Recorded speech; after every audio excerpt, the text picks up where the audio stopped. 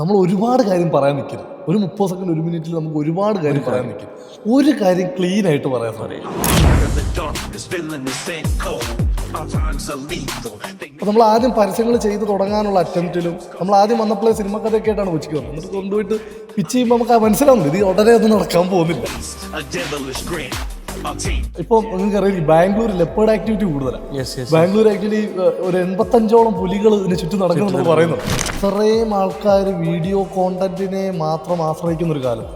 ആരാ ഇപ്പൊ ഒരു പുസ്തകം വായിക്കുന്നത് പറഞ്ഞാൽ ദുബൈയിലെ വാക്കവേഴ്സ് എന്ന് പറഞ്ഞ നാട്ടിലൊന്നും പോലല്ലേ. ഞാനിവിടെ വന്നിട്ട് ഞെട്ടിപ്പോയി. നമ്മുടെ മനസ്സിന് ഇഷ്ടപ്പെടുന്ന ഒരു ആർട്ട് ഉണ്ടെങ്കിൽ അതിനെ എക്സിബിറ്റ് ചെയ്യുക തന്നെ വേണം. നിനക്ക് ഇത് വല്ലതും കളഞ്ഞിട്ട് വല്ല ജോലി ചോദിക്കും.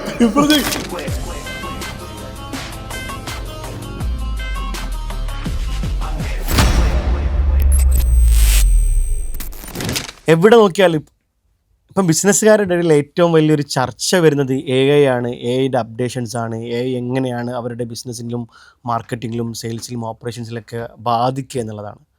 അപ്പം നമുക്കറിയാം ഇപ്പോൾ ഈ അടുത്തായിട്ട് വളരെ വൈറലായ ഒരു AI വീഡിയോ ഉണ്ട്. കേരളത്തിലെ കുറച്ച് ചെറുപ്പക്കാർ നിർമ്മിച്ചൊരു വീഡിയോ. ദിനോമുക്ക് എന്നുള്ള ഒരു ദിനോസറിൻ്റെ ഒരു ഗ്രാമം എന്ന രൂപത്തിലുള്ളൊരു കൺസെപ്റ്റ് ഇൻസ്റ്റഗ്രാമിലൊക്കെ മില്യൺസ് വ്യൂ ആയ ഒരു വൈറലായ ഒരു വീഡിയോ. ആ വീഡിയോ ചെയ്തത് ഒരു മലയാളികളായ കുറച്ച് ചെറുപ്പക്കാരാണ്. എറണാകുളത്തുള്ള സ്റ്റോറി ടെല്ലേഴ്സ് യൂണിയൻ എന്നൊരു കമ്പനി. അപ്പം അതിൻ്റെ ഫൗണ്ടറും ക്രിയേറ്റീവ് ഡയറക്ടറുമായ സിനിമാ മേഖലയിലും അല്ലെങ്കിൽ ആഡ് ഫിലിം മേഖലയിലും ഒത്തിരി വർഷങ്ങളായിട്ട് ഒരുപാട് ആളുകൾക്ക് ബിസിനസ്സുകാർക്കൊക്കെ സുപരിചിതനായ ഗോകുൽ എസ് പിള്ളയാണ് ഇന്നെൻ്റെ കൂടെ ഉള്ളത്. നമുക്ക് ഗോകുലിൻ്റെ അടുത്ത് ഒരുപാട് കാര്യങ്ങൾ അറിയാനും പഠിക്കാനുണ്ട്, പ്രത്യേകിച്ചിട്ട് നമ്മൾ ഒരു കാലഘട്ടത്തിലുള്ളത്. Gokul, welcome to the show. Thank you. എങ്ങനെ ഉണ്ടായിരുന്നു നമ്മുടെ ദിനോമുക്കിൻ്റെ ഒരു റെസ്പോൺസ് ആസ് എ ബിസിനസ് ഓണറുടെ ഒരു ആളുകളുടെ ബിസിനസ്സുകാരുടെ ഇടയിൽ എങ്ങനെയായിരുന്നു അതിൻ്റെ ഒരു ഇമ്പാക്ട്? നല്ല റെസ്പോൺസ് ആയിരുന്നു. അതായത് പ്രതീക്ഷിച്ചതിലും ഒരുപാട് മുകളിലുള്ള റെസ്പോൺസ് ആയിരുന്നു. കാര്യം ആ സമയത്ത് അത് ആക്ച്വലി എനിക്ക് തോന്നുന്നു നമ്മളിപ്പം സംസാരിക്കുമ്പോൾ എനിക്ക് തോന്നുന്നു കഴിഞ്ഞ മാർച്ച് ഏപ്രിൽ സമയത്താണ് അത് ചെയ്തത്. ആ സമയത്ത് ആക്ച്വലി AI വീഡിയോ ക്രിയേഷൻ അല്ലെങ്കിൽ AI ഫിലിം മേക്കിങ്ങിലേക്ക് കൊണ്ടുവരുന്നതിൻ്റെ വളരെ തുടക്ക സ്റ്റേജിലായിരുന്നു, സ്റ്റാർട്ടിങ് ആയിരുന്നു. അപ്പോൾ അതിൻ്റെ ഒരു ഏർലി മൂവർ അഡ്വാൻറ്റേജ് നമുക്ക് ബിസിനസ്സുകളിൽ നിന്ന് വന്നു. അപ്പോൾ ഈ പറഞ്ഞ പോലെ നമ്മൾ കുറേ കാലമായിട്ട് പരസ്യങ്ങൾ ചെയ്തുകൊണ്ടിരിക്കുന്ന ഒരു കമ്പനിയാണ്.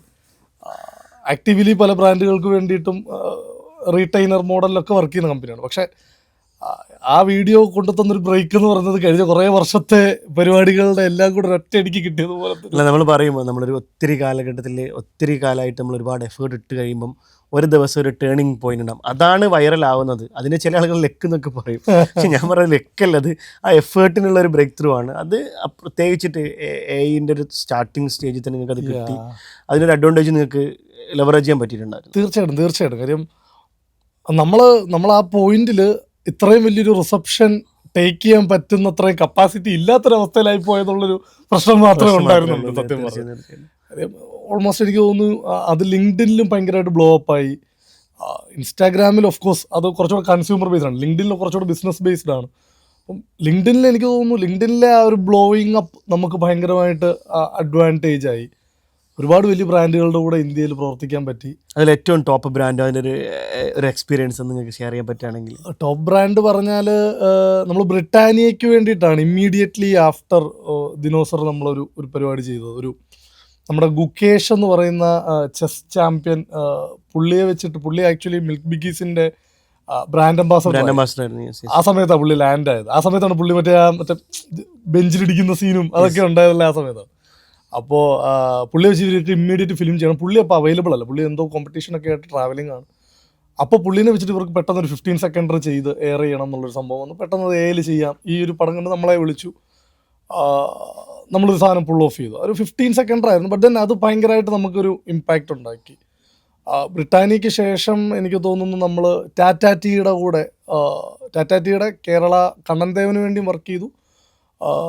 ബംഗാളിൽ നമ്മുടെ പൂജോ സമയത്ത് ബംഗാളിൻ്റെ ഒരു ഫെസ്റ്റീവ് ആഡും ചെയ്തു. അങ്ങനെ 2 ചെയ്തു. പിന്നെ കേരളത്തിൽ കുറേ റീജിയണൽ ബ്രാൻഡുകൾക്ക് വേണ്ടി ഷൂട്ട് ചെയ്യാൻ. അപ്പം എങ്ങനെയാണ് AI ആളുകളൊക്കെ ആക്സെപ്റ്റ് ചെയ്യാൻ തുടങ്ങി? കാരണം ആ ഒരു ഇപ്പം കൊമേഴ്ഷ്യൽ എന്ന് പറയുമ്പോൾ നമുക്കൊരു കൺസെപ്റ്റ് ഉണ്ട്. ഒരുപാട് എഫേർട്ട് എടുത്ത്, ഒരുപാട് സമയം എടുത്ത്, ഒരുപാട് ആലോചിച്ച്, ഒരുപാട് ക്രിയേറ്റിവിറ്റി ഉണ്ട്. ഇതൊക്കെ കഴിഞ്ഞ് അതിൽ നിന്നൊരു വലിയൊരു ട്രാൻസ്ഫോർമേഷനിലേക്ക് വന്നുകൊണ്ടിരിക്കുകയാണ്. ആളുകൾ അതെങ്ങനെ അക്സെപ്റ്റ് ചെയ്യുന്നു? നിങ്ങളൊരു ഓഡിയൻസ് റെസ്പോൺസ് എങ്ങനെയായിരുന്നു? അത് എനിക്ക് തോന്നുന്നു എല്ലാ പോയിന്റിലും നമ്മൾ പറയുന്ന കഥയല്ല, നമ്മൾ കൊടുക്കുന്ന കോണ്ടന്റ് ഈസ് ദ കിങ് എന്ന് പറയുന്ന പരിപാടിയാണ്. അതിൽ നമ്മൾ വിട്ടുവീഴ്ചകൾ ചെയ്യുമ്പം എനിക്ക് തോന്നുന്നു ആൾക്കാർ AI എന്ന് പറയുന്നൊരു സിറ്റുവേഷൻ അതിപ്പോൾ കൂടിയിട്ടുണ്ട്. AI സ്ലോപ്പ് എന്ന് പറയും ടെക്നിക്കലി. അതായത് AI വീഡിയോ അങ്ങനെ കാണാൻ ആൾക്കാർക്ക് താല്പര്യം. പക്ഷെ നമ്മുടെ വീഡിയോകൾക്ക് അങ്ങനെ ഒരു ദൈവം അനുഗ്രഹിച്ച് അങ്ങനെ ഒരു പ്രശ്നം വലുതായിട്ട് ഉണ്ടായിട്ടില്ല. കാര്യം നമ്മളെപ്പോഴും ആ കൺവെൻഷണൽ ഫിലിം മേക്കിങ്ങിൽ തന്നെ ബിലീവ് ചെയ്യുന്ന ആൾക്കാരാണ്. കൺവെൻഷണൽ ഫിലിം മേക്കിങ്ങിൻ്റെ പ്രോസസ്സ് തന്നെ ഫോളോ ചെയ്യുന്ന ആൾക്കാരാണ്. വിഷ്വലൈസേഷന് മാത്രം ഇന്ന് നമുക്ക് കിട്ടിയിരിക്കുന്ന ഏറ്റവും നല്ല ടൂളാണല്ലേ. ഇപ്പോൾ പറഞ്ഞ പോലെ ഒരു കാലത്ത് ഫിലിമിൽ നിന്ന് ഡിജിറ്റലിലേക്ക് ട്രാൻസിഷൻ ചെയ്തു, അല്ലെങ്കിൽ നമുക്ക് ലാർജർ ദാൻ ലൈഫ് സീക്വൻസുകൾ ഉണ്ടാക്കാൻ വേണ്ടിയിട്ട് നമ്മൾ VFX എന്ന് പറയുന്നൊരു ടെക്നോളജി നമ്മൾ ഇൻ്റഗ്രേറ്റ് ചെയ്യുന്നു. അതേപോലെ ഒരു ഇൻ്റഗ്രേഷനാണ് ഇനി നടക്കാൻ പോകുന്നത് AI എന്ന് പറയുന്നത്. അതുകൊണ്ട് തന്നെ നമ്മൾ നമ്മുടെ ഒരു ഫിലിമിനും AI പടങ്ങളെന്നോ അല്ലെ AI ഫിലിംസ് എന്നോ വിളിക്കുന്നതിനപ്പുറം AI ഇൻ്റഗ്രേറ്റഡ് ഫിലിംസ് എന്നേ നമ്മൾ പറയാൻ സാധിക്കും. നിങ്ങൾ പറഞ്ഞ പോലെ സ്റ്റോറിയാണ് അല്ലെങ്കിൽ കോണ്ടന്റ് തന്നെയാണ് കിങ്. ഒബ്വിയസ്ലി നിങ്ങളുടെ ആ ഒരു ബ്രാൻഡിന്റെ പേരും സംതിങ് യുണീക്ക് ആണ്, സ്റ്റോറി ടെല്ലേഴ്സ് യൂണിയൻ. നമ്മുടെ ഒരുപാട് യൂണിയൻസിനെ പറ്റി പ്രത്യേകിച്ച് കേരളത്തിലൊക്കെ ആകുമ്പോൾ കേൾക്കാറുണ്ട്. എന്തായിരുന്നു ആ ഒരു പേരിന്റെ ഒരു സ്റ്റോറി എന്തായിരുന്നു? ബേസിക്കലി നമ്മളെല്ലാവരും ഈ പറഞ്ഞ പോലെ ഒന്നിച്ച് ഷോർട്ട് ഫിലിം പിടിച്ച് തുടങ്ങി സ്കൂൾ കൂട്ടുകാരായിരുന്നു അല്ലേ? എല്ലാവരും കൂട്ടുകാരാണ്. ഇപ്പോഴും 80% ഓഫ് ദ ടീം മെമ്പേഴ്സ് എല്ലാവരും ചെറുപ്പം തൊട്ട് ഒന്നിച്ചുള്ളവർ തന്നെയാണ്. ശേഷം കുറച്ച് പേരെ ഹയർ ചെയ്തവരൊക്കെയാണ് നമ്മുടെ കൂടെ ഉള്ളത്. പക്ഷെ എന്നാലും പണ്ട് തൊട്ട് നമ്മുടെ കൂടെ ആഗ്രഹമുള്ളവരൊക്കെ ജോലി റിസൈൻ ചെയ്യിപ്പിച്ച് നമ്മുടെ കൂടെ കൂട്ടി അങ്ങനെയൊക്കെയുള്ള ആൾക്കാരാണ് കൂടുതലും. അപ്പം ഈ പറഞ്ഞ പോലെ ആ ഒരു കൂട്ടുകാരുടെ ഒരു എന്താ പറയുക സംഘടന എന്നൊക്കെയുള്ള ഒരു രൂപത്തിലായിരുന്നു തുടങ്ങിയത്. അപ്പം ഇതിൽ വേറൊരു കാര്യം, നമ്മളിപ്പം നാട്ടിലൊക്കെ ഈ സിനിമ ഭ്രാന്ത് എന്നൊക്കെ പറയും ആളുകൾ, അല്ലെങ്കിൽ നിങ്ങളൊക്കെ ഒരുപാട് പ്രാവശ്യം കേട്ടിട്ടുണ്ടാവും. ഈ ഭ്രാന്ത് കയറിക്കഴിഞ്ഞാൽ നാടും വീടൊക്കെ വിട്ട് ഈ ഒരു പാഷൻ്റെ പിന്നാലെ അങ്ങനെ വർക്ക് ചെയ്യുന്ന ആളുകൾ ഇപ്പോൾ എറണാകുളത്തായിരിക്കും, എനിക്ക് കേരളത്തിൽ കുറച്ചുകൂടി എറണാകുളത്തായിരുന്നു. എറണാകുളത്ത് അങ്ങനെ ഒരുപാട് ആളുകളെ കാണാം. ആ ഒരു ജേണി എനിക്ക് തോന്നുന്നത് ഇപ്പം നിങ്ങൾ എല്ലാ ആളുകളും തിരിച്ചറിയുന്നുണ്ടാവും. ഇപ്പം നിങ്ങളിപ്പോൾ ഇവിടെ തന്നെ വന്നത്, ഇപ്പം ബ്രിഡ്ജ് സമ്മിറ്റിൽ നിങ്ങൾ ഗസ്റ്റ് ആയിട്ടാണ് വന്നത്. ഇപ്പം നമ്മൾ സംസാരിക്കുന്ന UAE-ലാണ്. ഒരുപാട് ഓപ്പർച്യൂണിറ്റി വരികയാണ്, ഒരുപാട് കൊളാബറേഷൻസ് നമ്മൾ തന്നെ ഇപ്പം ഡിസ്കസ് ചെയ്തുകൊണ്ടിരിക്കുകയാണ്. ഈവൻ ദോ ബട്ട് ആ ഒരു 7 years എനിക്ക് തോന്നുന്നില്ല അതൊരിക്കലും നല്ലൊരു ഒരുപാട് ചലഞ്ചസ് ഒക്കെ ഉണ്ടാവാം. എന്തായിരുന്നു വാട്ട്സ് യുവർ സ്റ്റോറി? അതാണ് നമുക്ക് അറിയേണ്ടത്. സ്റ്റോറി പറഞ്ഞാൽ ഇതാണ് ഏറ്റവും സിംഗിൾ ഒരൊറ്റ ലൈനിൽ പറഞ്ഞാൽ, ഒരു പറ്റം കൂട്ടുകാർ ഷോർട്ട് ഫിലിം പിടിച്ച് തുടങ്ങിയ കൂട്ടുകാർ സിനിമ പിടിക്കണമെന്ന് ആഗ്രഹമായി. കോട്ടയക്കാരാണ് കൂടുതലും. കോട്ടയത്ത് നിന്ന് അല്ലെങ്കിൽ ഈ പറഞ്ഞ പോലെ മധ്യ കേരളത്തിൽ നിന്ന് കൊച്ചിയിലേക്ക് ട്രാവൽ ചെയ്തവരാണ്. ആദ്യം കുറേ അലഞ്ഞു. അപ്പം നമ്മൾ ഇനീഷ്യലി ഈ പറഞ്ഞ പോലെ പരസ്യം എല്ലാ കാലത്തും താല്പര്യം ഉണ്ടായിരുന്നു. തീർച്ചയായും നമ്മൾ പ്രകാശ് വർമ്മയുടെയും അല്ലെങ്കിൽ അയ്യപ്പ എന്ന് പറയുന്ന ഫിലിം മേക്കറുണ്ട്, ഇന്ത്യയിലെ ഒരു ലീഡിങ് അഡ്വർടൈസ്മെന്റ് ഫിലിം മേക്കറാണ്. അല്ലെങ്കിൽ പ്രകാശ് വർമ്മ നമ്മുടെ നാട്ടിൽ നിന്ന് തന്നെ പോയ ആളാണ്. ആളുടെയൊക്കെ വലിയ ഫാൻ ബോയ് ആണ് ഞാനും നമ്മുടെ കൂടെ ഉള്ളവരൊക്കെ. അപ്പോൾ നമ്മൾ ആലോചിക്കും, എന്തായാലും സിനിമ എന്ന് പറഞ്ഞ് ഇറങ്ങിയിട്ടുണ്ടെങ്കിൽ സർവൈവലിന് എന്തെങ്കിലും ഒരു ബാക്ക് എൻഡ് നമ്മൾ കണ്ടെത്തും. അതൊരു ലോങ് ടേം പരിപാടിയാണ്. അപ്പം ബാക്ക് എൻഡ് കണ്ടെത്തുമ്പോഴും നമുക്ക് ഇഷ്ടമുള്ളത് ചെയ്യുക എന്ന് പറയുന്നൊരു കാര്യമാണ്. അപ്പം അഡ്വർടൈസിങ് ഭയങ്കര താല്പര്യമുണ്ടായിരുന്നു. എൻ്റെ കൂടെയുള്ള സഞ്ജയ് എന്ന് പറയുന്ന അവൻ റൈറ്ററാണ്, എൻ്റെ സ്കൂൾമേറ്റാണ്, 8ാം ക്ലാസ് തൊട്ട് ഒന്നിച്ച് പഠിക്കുന്നതാണ്. സിദ്ധാർത്ഥ് ഫിലിം മേക്കറാണ്. ഇവരെല്ലാവരും ആക്ച്വലി എഞ്ചിനീയറിംഗ് പോയി. ഒരാൾ കൊമേഴ്സ് പഠിക്കാൻ പോയി, ഞാനും ഒരു എഞ്ചിനീയറിംഗ് ഡ്രോപ്പ് ഔട്ടാണ്. അപ്പം നമ്മളെല്ലാവരും ഈ പറഞ്ഞ പോലെ ഇതെല്ലാം കഴിഞ്ഞപ്പോഴത്തേക്ക് പയ്യെ തിരിച്ചുകൂടി. ആദ്യത്തെ കുറച്ച് നാൾ ചെറിയ ചെറിയ പരിപാടികളൊക്കെ ചെയ്തു. അപ്പം മീൻ ടൈം നമുക്ക് നമ്മുടെ 1-2 ഷോർട്ട് ഫിലിമുകൾക്കൊക്കെ ആ സമയത്ത് ഷൂട്ട് ചെയ്തു. കോളേജ് ടൈമിലൊക്കെ ബങ്ക് ചെയ്ത് പോയി ഷൂട്ട് ചെയ്തതിനൊക്കെ 1-2 അവാർഡൊക്കെ കിട്ടി. അങ്ങനെ കുറച്ച് റെക്കഗ്നിഷൻ കിട്ടിയപ്പോൾ ചെറിയ പരസ്യങ്ങളൊക്കെ ആദ്യം ഗവൺമെൻറ്റിന് വേണ്ടി 1-2 പരസ്യങ്ങൾ ചെയ്യാനുള്ളൊരു ഭാഗ്യമുണ്ടായി സത്യം പറഞ്ഞാൽ. അല്ലാതെ അങ്ങനെ ഒരു ഓപ്പണിങ് കിട്ടാൻ മാത്രമുള്ള ക്രാഫ്റ്റ് എക്സിബിറ്റ് ചെയ്യാനുള്ള. അതുമാത്രമല്ല, ഞാൻ നോക്കുന്നത് ഇപ്പം നമ്മൾ പറയാം കേരളത്തിലാണെങ്കിൽ ടാലൻസ് അത്യാവശ്യമുണ്ട്, ഒരുപാട് ആളുകളുണ്ട്. കാരണം ഇപ്പം ഡിജിറ്റൽ സ്പേസ് വന്നപ്പോഴാണ് എല്ലാവർക്കും ഒരു എന്താ പറയുക വലിയൊരു സ്പേസ് കിട്ടി. ഡിജിറ്റൽ സ്പേസിൽ എല്ലാവരും അവരുടെ ക്രിയേറ്റിവിറ്റി ഷോക്കേസ് ചെയ്യാൻ. ഇപ്പം നമ്മൾ പറയുക ടിക്ടോക്ക് വന്നതിന് ശേഷമാണ് ഇത്രയും ടാലൻസ് ഒക്കെ നമ്മളെ ചുറ്റുമൊക്കെ ഉണ്ടായിരുന്നു മനസ്സിലാകുന്നത്. അപ്പം എനിക്ക് നിങ്ങൾ നിങ്ങളൊക്കെ തുടങ്ങിയ സമയത്ത് നമ്മളൊക്കെ എനിക്കൊന്ന് ഏകദേശം ഒരു ഏജ് ആയിരിക്കും, ഒരു ട്രാൻസ്ഫോർമേഷൻ സ്റ്റേജ് ആയിരിക്കും. അന്ന് അത്രത്തോളം ഓപ്പർച്യൂണിറ്റി പോലും ഉണ്ടാവില്ല, എന്നാൽ ഉള്ള ഫീൽഡിൽ കോമ്പറ്റീഷൻ ഉണ്ടാവും. അവിടെ നിന്ന് എങ്ങനെ സ്റ്റാൻഡ് ഔട്ട് ചെയ്തു? സ്റ്റാൻഡ് ഔട്ട് ചെയ്യാൻ നമുക്കെന്നും ഹ്യൂമർ ഭയങ്കരമായിട്ട് താല്പര്യമാണ്. നമ്മൾ ചെയ്ത ഷോർട്ട് ഫിലിംസ് ആണെങ്കിലും നമ്മൾ പരസ്യങ്ങൾ ചെയ്യുന്നതാണെങ്കിലും കുറച്ച് ഹ്യൂമറസ് ആയിട്ട് എന്തെങ്കിലും പറയാം. അപ്പോൾ ഹ്യൂമർ വർക്കൗട്ട് ആയാൽ ആൾക്കാർ അക്സെപ്റ്റ് ചെയ്യും, വർക്കൗട്ട് ആയില്ലെങ്കിൽ പരിപാടി കഴിഞ്ഞു തോന്നുന്നത്. അപ്പോൾ ദൈവാധീനം കൊണ്ട് അഗെയിൻ നമ്മുടെ ഹ്യൂമർ വർക്കൗട്ടായി. നമ്മളൊരു കുറച്ചുകൂടെ ഒരു ക്വർക്കി സോണിൽ നിൽക്കാനായിട്ട് എപ്പോഴും ശ്രമിച്ചിട്ടുണ്ട്. അപ്പോൾ നമ്മൾ ആദ്യം പരസ്യങ്ങൾ ചെയ്ത് തുടങ്ങാനുള്ള അറ്റംപ്റ്റിലും നമ്മൾ ആദ്യം വന്നപ്പോഴേ സിനിമ കഥയൊക്കെ ആയിട്ടാണ് കൊച്ചിക്ക് വന്നത്. എന്നിട്ട് കൊണ്ടുപോയിട്ട് പിച്ച് ചെയ്യുമ്പോൾ നമുക്ക് മനസ്സിലാവുന്നുണ്ട് ഇത് ഉടനെ ഒന്നും നടക്കാൻ പോകുന്നില്ല. അല്ലെങ്കിൽ കൊച്ചിയിൽ ഒരുപാട് ഫിലിം മേക്കേഴ്സും ഡയറക്ടേഴ്സൊക്കെ അടക്കി വായുന്നൊരു സ്ഥലമാണ്, അതുകൊണ്ട് ബുദ്ധിമുട്ടാണ്. അപ്പോൾ നമ്മൾ എന്ത് ചെയ്തിട്ട് അന്ന് ഡിജിറ്റൽ മാർക്കറ്റിംഗ് ഏജൻസികളും പൊങ്ങി ഒരു സമയമാണ്. ഈ പറഞ്ഞ 18-17 എന്നൊക്കെ പറയുന്ന ആ ഒരു സമയം ഡിജിറ്റൽ മാർക്കറ്റിംഗ് കമ്പനികൾ അങ്ങോട്ട് ബോംബപ്പ് ചെയ്യുന്ന ഒരു സമയം, ഒരുപാട് കമ്പനികൾ ഒരേ സമയത്ത് ഒരുപാട് തുടങ്ങും. അപ്പം ഇവർക്കൊന്നും ക്രിയേറ്റീവ് വിങ് ഇല്ലായിരുന്നു. പൊതുവെ ഒരു ഏജൻസി വർക്ക് ചെയ്യുമ്പോൾ അവർക്കൊരു ക്രിയേറ്റീവ് ഡിസൈനിങ് ഇടുക അല്ലെങ്കിൽ അത് അങ്ങനെ അങ്ങ് പോവാണ്. അപ്പം മെയിൻ ലൈൻ ഏജൻസികളുമായിട്ട് ഇവർക്ക് പിടിച്ചു നിൽക്കാൻ പറ്റില്ല. അപ്പം നമ്മൾ എന്ത് ചെയ്തെന്ന് വെച്ചിട്ടുണ്ടെങ്കിൽ നമ്മൾ ആക്ച്വലി ഈ പറഞ്ഞ റൈറ്റേഴ്സാണ്, ഫിലിം മേക്കേഴ്സാണ്, അല്ലെങ്കിൽ എഡിറ്റേഴ്സ് ഉണ്ട്, സിനിമാറ്റോഗ്രാഫേഴ്സ് ഉണ്ട്. അങ്ങനെ ഞങ്ങളൊരു 10-15 പേര് അന്നോട്ടേ ഉണ്ട്. അപ്പോൾ ഞങ്ങൾ പറഞ്ഞു ഞങ്ങൾ ഇങ്ങനെ ഒരു ടീമാണ്, നിങ്ങൾക്ക് ക്രിയേറ്റീവ്ലി വേണ്ടത് നമ്മൾ ഫ്രീലാൻസ് ചെയ്യാം, നിങ്ങളുടെ ഒരു ബാക്ക് എൻഡ് പോലെ വർക്ക് ചെയ്യാം, ഫിലിംസ് ആയിട്ട് നമുക്ക് ചെയ്യാം, അല്ലെങ്കിൽ ഞങ്ങളൊരു ബക്കറ്റ് ഓഫ് ഡെലിവറബിൾസ് ആയിട്ട് തരാമെന്ന് പറഞ്ഞു നമ്മൾ ഡിജിറ്റൽ മാർക്കറ്റിംഗ് കമ്പനികളുമായിട്ട് ടൈപ്പ് ചെയ്തു. സോ ദാറ്റ് നമുക്ക് ഓപ്പണിംഗ് കുറച്ചുകൂടി ഈസി ആയി, മെയിൻ ലൈൻ ഏജൻസികളിലേക്ക് പോകാതെ. അത് 1-2 ഫിലിംസ് വർക്കൗട്ട് ആയപ്പോൾ പയ്യെ മെയിൻ ലൈൻ ഏജൻസികൾ നമ്മളെ അന്വേഷിച്ച് വിളിച്ചു. വീണ്ടും 1-2 പടങ്ങളൊക്കെ വർക്കൗട്ടായി കുറച്ചുകൂടി മെയിൻ ലൈൻ ഏജൻസികൾക്കിടയിൽ വർക്ക് ചെയ്യാൻ പറ്റി. അത് ഞങ്ങൾ ആക്ച്വലി എയർടെലിനും റിലയൻസ് ട്രെൻഡ്സിനൊക്കെ വേണ്ടിയിട്ട് ലൈവ് ആക്ഷൻ ഷൂട്ട് ചെയ്തിരുന്നു. അതെല്ലാം കഴിഞ്ഞിട്ട് ഒരു പോയിന്റ് എത്തി, 2024 ഒരു പോയിന്റ് എത്തി. ലൈക്ക് ഒരു ഭയങ്കര ഫ്ലാറ്റായി, നമ്മൾ ഇങ്ങനെ വന്നു, പിന്നെ ഫ്ലാറ്റ് പോയിന്റിലാണ് പോകുന്നത്. ചെയ്യുന്ന ഫിലിംസ് എല്ലാം വലിയ ബ്രാൻഡ്സ് ഒക്കെ തന്നെയാണ്, പക്ഷെ ഒന്നും ഭയങ്കരമായിട്ട് പുറത്ത് കാണിക്കാൻ പറ്റുന്ന എക്സൈറ്റ്മെന്റ് ഉണ്ട്. എസ്പെഷ്യലി ക്രിയേറ്റീവ് ഫീൽഡിലുള്ള ആളുകൾക്കുള്ളൊരു ഞാൻ മനസ്സിലാക്കിയെടുത്തോളം എല്ലാവർക്കും ഒരു ഉള്ളിൽ കുറച്ചൊരു ക്രിയേറ്റിവിറ്റി ഉണ്ടെങ്കിൽ നമുക്കൊരു ഓക്കെ നമ്മൾ ഹാർഡ് വർക്ക് ചെയ്യും, നമ്മൾ സക്സസ് ഒരു പോയിന്റ് എത്തിക്കഴിഞ്ഞാൽ നമുക്കത് മടുക്കും. അതിനേക്കാൾ എക്സൈറ്റ്മെന്റ് ആയിട്ടുള്ള ഒരു പ്രൊജക്ട് വരും. അത് നോട്ട് ഓൺലി മണി മാറ്റേഴ്സ് സെക്കൻഡാണ്. അതിനേക്കാൾ അപ്പുറത്തേക്ക് നമുക്ക് ചെയ്യണം. നമ്മൾ എന്തെങ്കിലും ചെയ്തിട്ട് ആൾക്കാരുടെ കൊള്ളാം എന്ന് പറയുന്നതാണ് നമ്മുടെ ഹൈ, സത്യം പറഞ്ഞു. അപ്പം അങ്ങനെ കാണിക്കാൻ പറ്റുന്നൊന്നുമില്ല. എല്ലാം ചെയ്യുന്ന സെയിൽസ് പോയിന്റ് ഓഫ് വ്യൂവിലുള്ള ഫിലിംസ് മാത്രം. നമ്മൾ നല്ല ഫിലിംസ് പിച്ച് ചെയ്യാൻ ശ്രമിക്കുമ്പോഴും വലിയ കോമ്പറ്റീഷനാണ്, നാഷണൽ ലെവൽ കോമ്പറ്റീഷനിലേക്ക് കേരളത്തിലെ ഗെയിം മാറി. ആ ഒരു പോയിന്റിൽ നമുക്ക് എങ്ങനെ അപ്പോൾ നമ്മുടെ ഇപ്പോഴത്തെ ഒരു സിറ്റുവേഷൻ ഫർഹാനും അറിയില്ല, ഞാൻ പ്രത്യേകിച്ച് പറയാം, ബഡ്ജറ്റ്സ് ഭയങ്കര ടൈറ്റാണ്. ബഡ്ജറ്റ്സ് ടൈറ്റായിട്ട് നിൽക്കുന്ന ഒരു സിറ്റുവേഷനിൽ നമുക്ക് എങ്ങനെ ലാർജർ ദാൻ ലൈഫ് അല്ലെങ്കിൽ നമ്മൾ ആഗ്രഹിക്കുന്ന പോലത്തെ ഒരു സാധനം ഷൂട്ട് ചെയ്ത് എക്സിക്യൂട്ട് ചെയ്യാൻ ഭയങ്കര ബുദ്ധിമുട്ടായി തുടങ്ങി.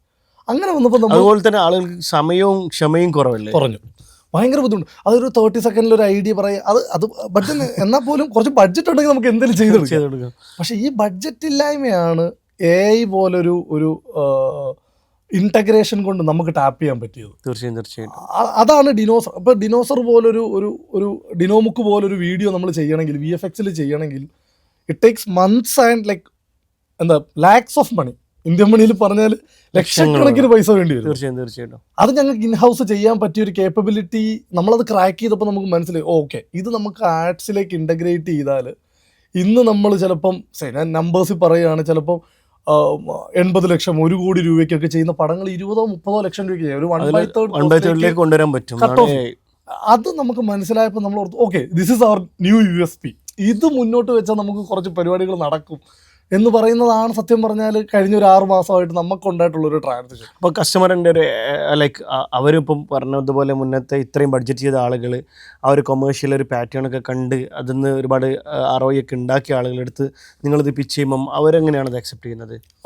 ഇനീഷ്യലി എനിക്ക് തോന്നുന്നു, ഇനീഷ്യലി നല്ല ഇന്നും AI ഫിലിം എന്ന് പറയുമ്പോഴത്തേക്ക് ദിസ് ഇസ് ലൈക്ക് പോയിട്ട് ടൈപ്പ് ചെയ്ത് അടിച്ചു കഴിഞ്ഞിട്ടുണ്ടെങ്കിൽ ഒരു പടം ഉണ്ടല്ലോ അതിൽ, അത് ഭയങ്കര പ്രശ്നമാണ്. അപ്പം എനിക്ക് തോന്നുന്നു എനിക്ക് ഇനീഷ്യൽ ടൈമിൽ ഡിനോസർ വർക്ക് ആയതുകൊണ്ട് എനിക്ക് കിട്ടിയ ഒരു അഡ്വാൻറ്റേജ് എന്ന് പറഞ്ഞാൽ ഞാൻ പറയുന്നത് ബ്രാൻഡുകൾ കേൾക്കാൻ തുടങ്ങി. പ്രൂവൺ ആയിട്ടുള്ള ഒരു സാധനം ഉള്ളതുകൊണ്ട് ആൾക്കാർ കേൾക്കാൻ തുടങ്ങിയപ്പം ഞാൻ എൻ്റെ കുറച്ച് ടൈം കൂടുതലിട്ട് I try to educate them. Like ഇതിങ്ങനെ ചെയ്തുകൊണ്ട് കാര്യമില്ല, നമ്മൾ എന്താണ് നോർമൽ ലൈവ് ആക്ഷൻ ചെയ്ത് നമ്മളൊരു കഥ പറയാനാണ് ശ്രമിക്കുന്നത്. തീർച്ചയായിട്ടും ഇവിടെ നമ്മളൊരു ഗിമ്മിക്ക്, ഇന്നൊരു ടെക്ക് വന്നു, ആ ടെക്കിലൊരു ഗിമ്മിക്ക് കാണിക്കുന്ന സസ്റ്റൈനബിൾ അല്ല, നമ്മൾ കഥ പറയുക തന്നെ വേണം. ആ ടെക്കിനെ കഥ പറയാൻ ഉപയോഗിച്ചാൽ നിങ്ങൾക്ക് കിട്ടുന്ന അഡ്വാൻറ്റേജ് ഇത് 1/3 ഞാൻ തീർത്തു തരാം.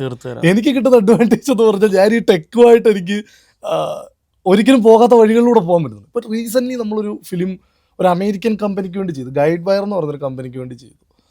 അത് ആക്ച്വലി നമ്മൾ കംപ്ലീറ്റ്ലി ഫിലിം, അതിനകത്ത് എന്താ സംഭവം എന്ന് വെച്ചാൽ ഇവരൊരു പുതിയ ഓഫീസ് തുടങ്ങി. ആ ഓഫീസിൽ ആക്ച്വലി ഇപ്പം നിങ്ങൾക്ക് അറിയാം ബാംഗ്ലൂർ ലെപ്പേർഡ് ആക്ടിവിറ്റി കൂടുതലാണ്.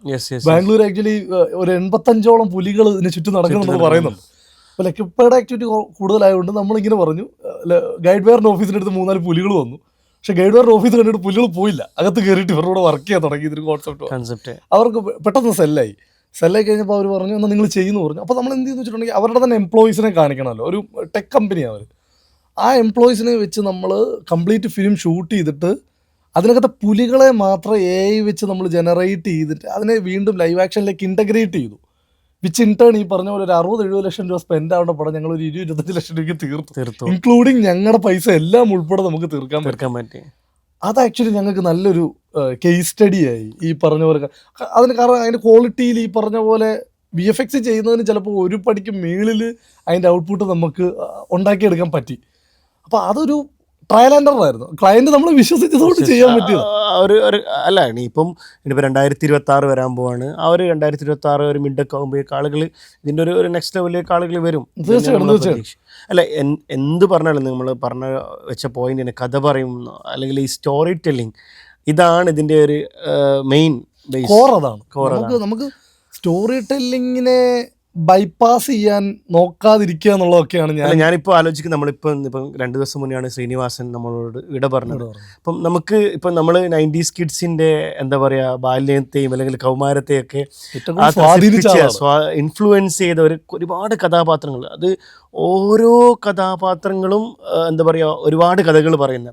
ഇപ്പം ഞാൻ ഇന്നതിൻ്റെ ഒരു ചെറിയൊരു ഡോക്യുമെൻ്ററി കണ്ടിട്ടുണ്ടായിരുന്നു. കാരണം ഒരു ലൈഫിൽ ഒരുപക്ഷെ ഒരു പോയിന്റ് നമുക്ക് നിരീശ്വരവാദിയായിട്ട് ഫീൽ ചെയ്യും, അല്ലെങ്കിൽ ഒരുപക്ഷെ നമ്മൾ ഒരു കല്യാണം കഴിക്കുമ്പോഴുള്ള അവസ്ഥ, അല്ലെങ്കിൽ ഒരു കച്ചവടം ചെയ്യുമ്പോഴുള്ള അവസ്ഥ, ഓരോ സ്റ്റേജിലും അത് നിങ്ങൾ നേരത്തെ പറയാം ഹ്യൂമർ കൂടെ ഇൻക്ലൂഡ് ചെയ്തു എന്നുള്ളത് വളരെ അതാണ്. അങ്ങനെയുള്ള ഒരുപാട് കലാകാരന്മാരും കഥകളും ആളുകൾ ഇൻഫ്ലുവൻസ് ചെയ്യുന്നു. അതൊരു 30 സെക്കൻഡിലേക്ക് കൊമേഴ്ഷ്യലേക്ക് കൊണ്ടുവരിക എന്നുള്ളത് big challenge.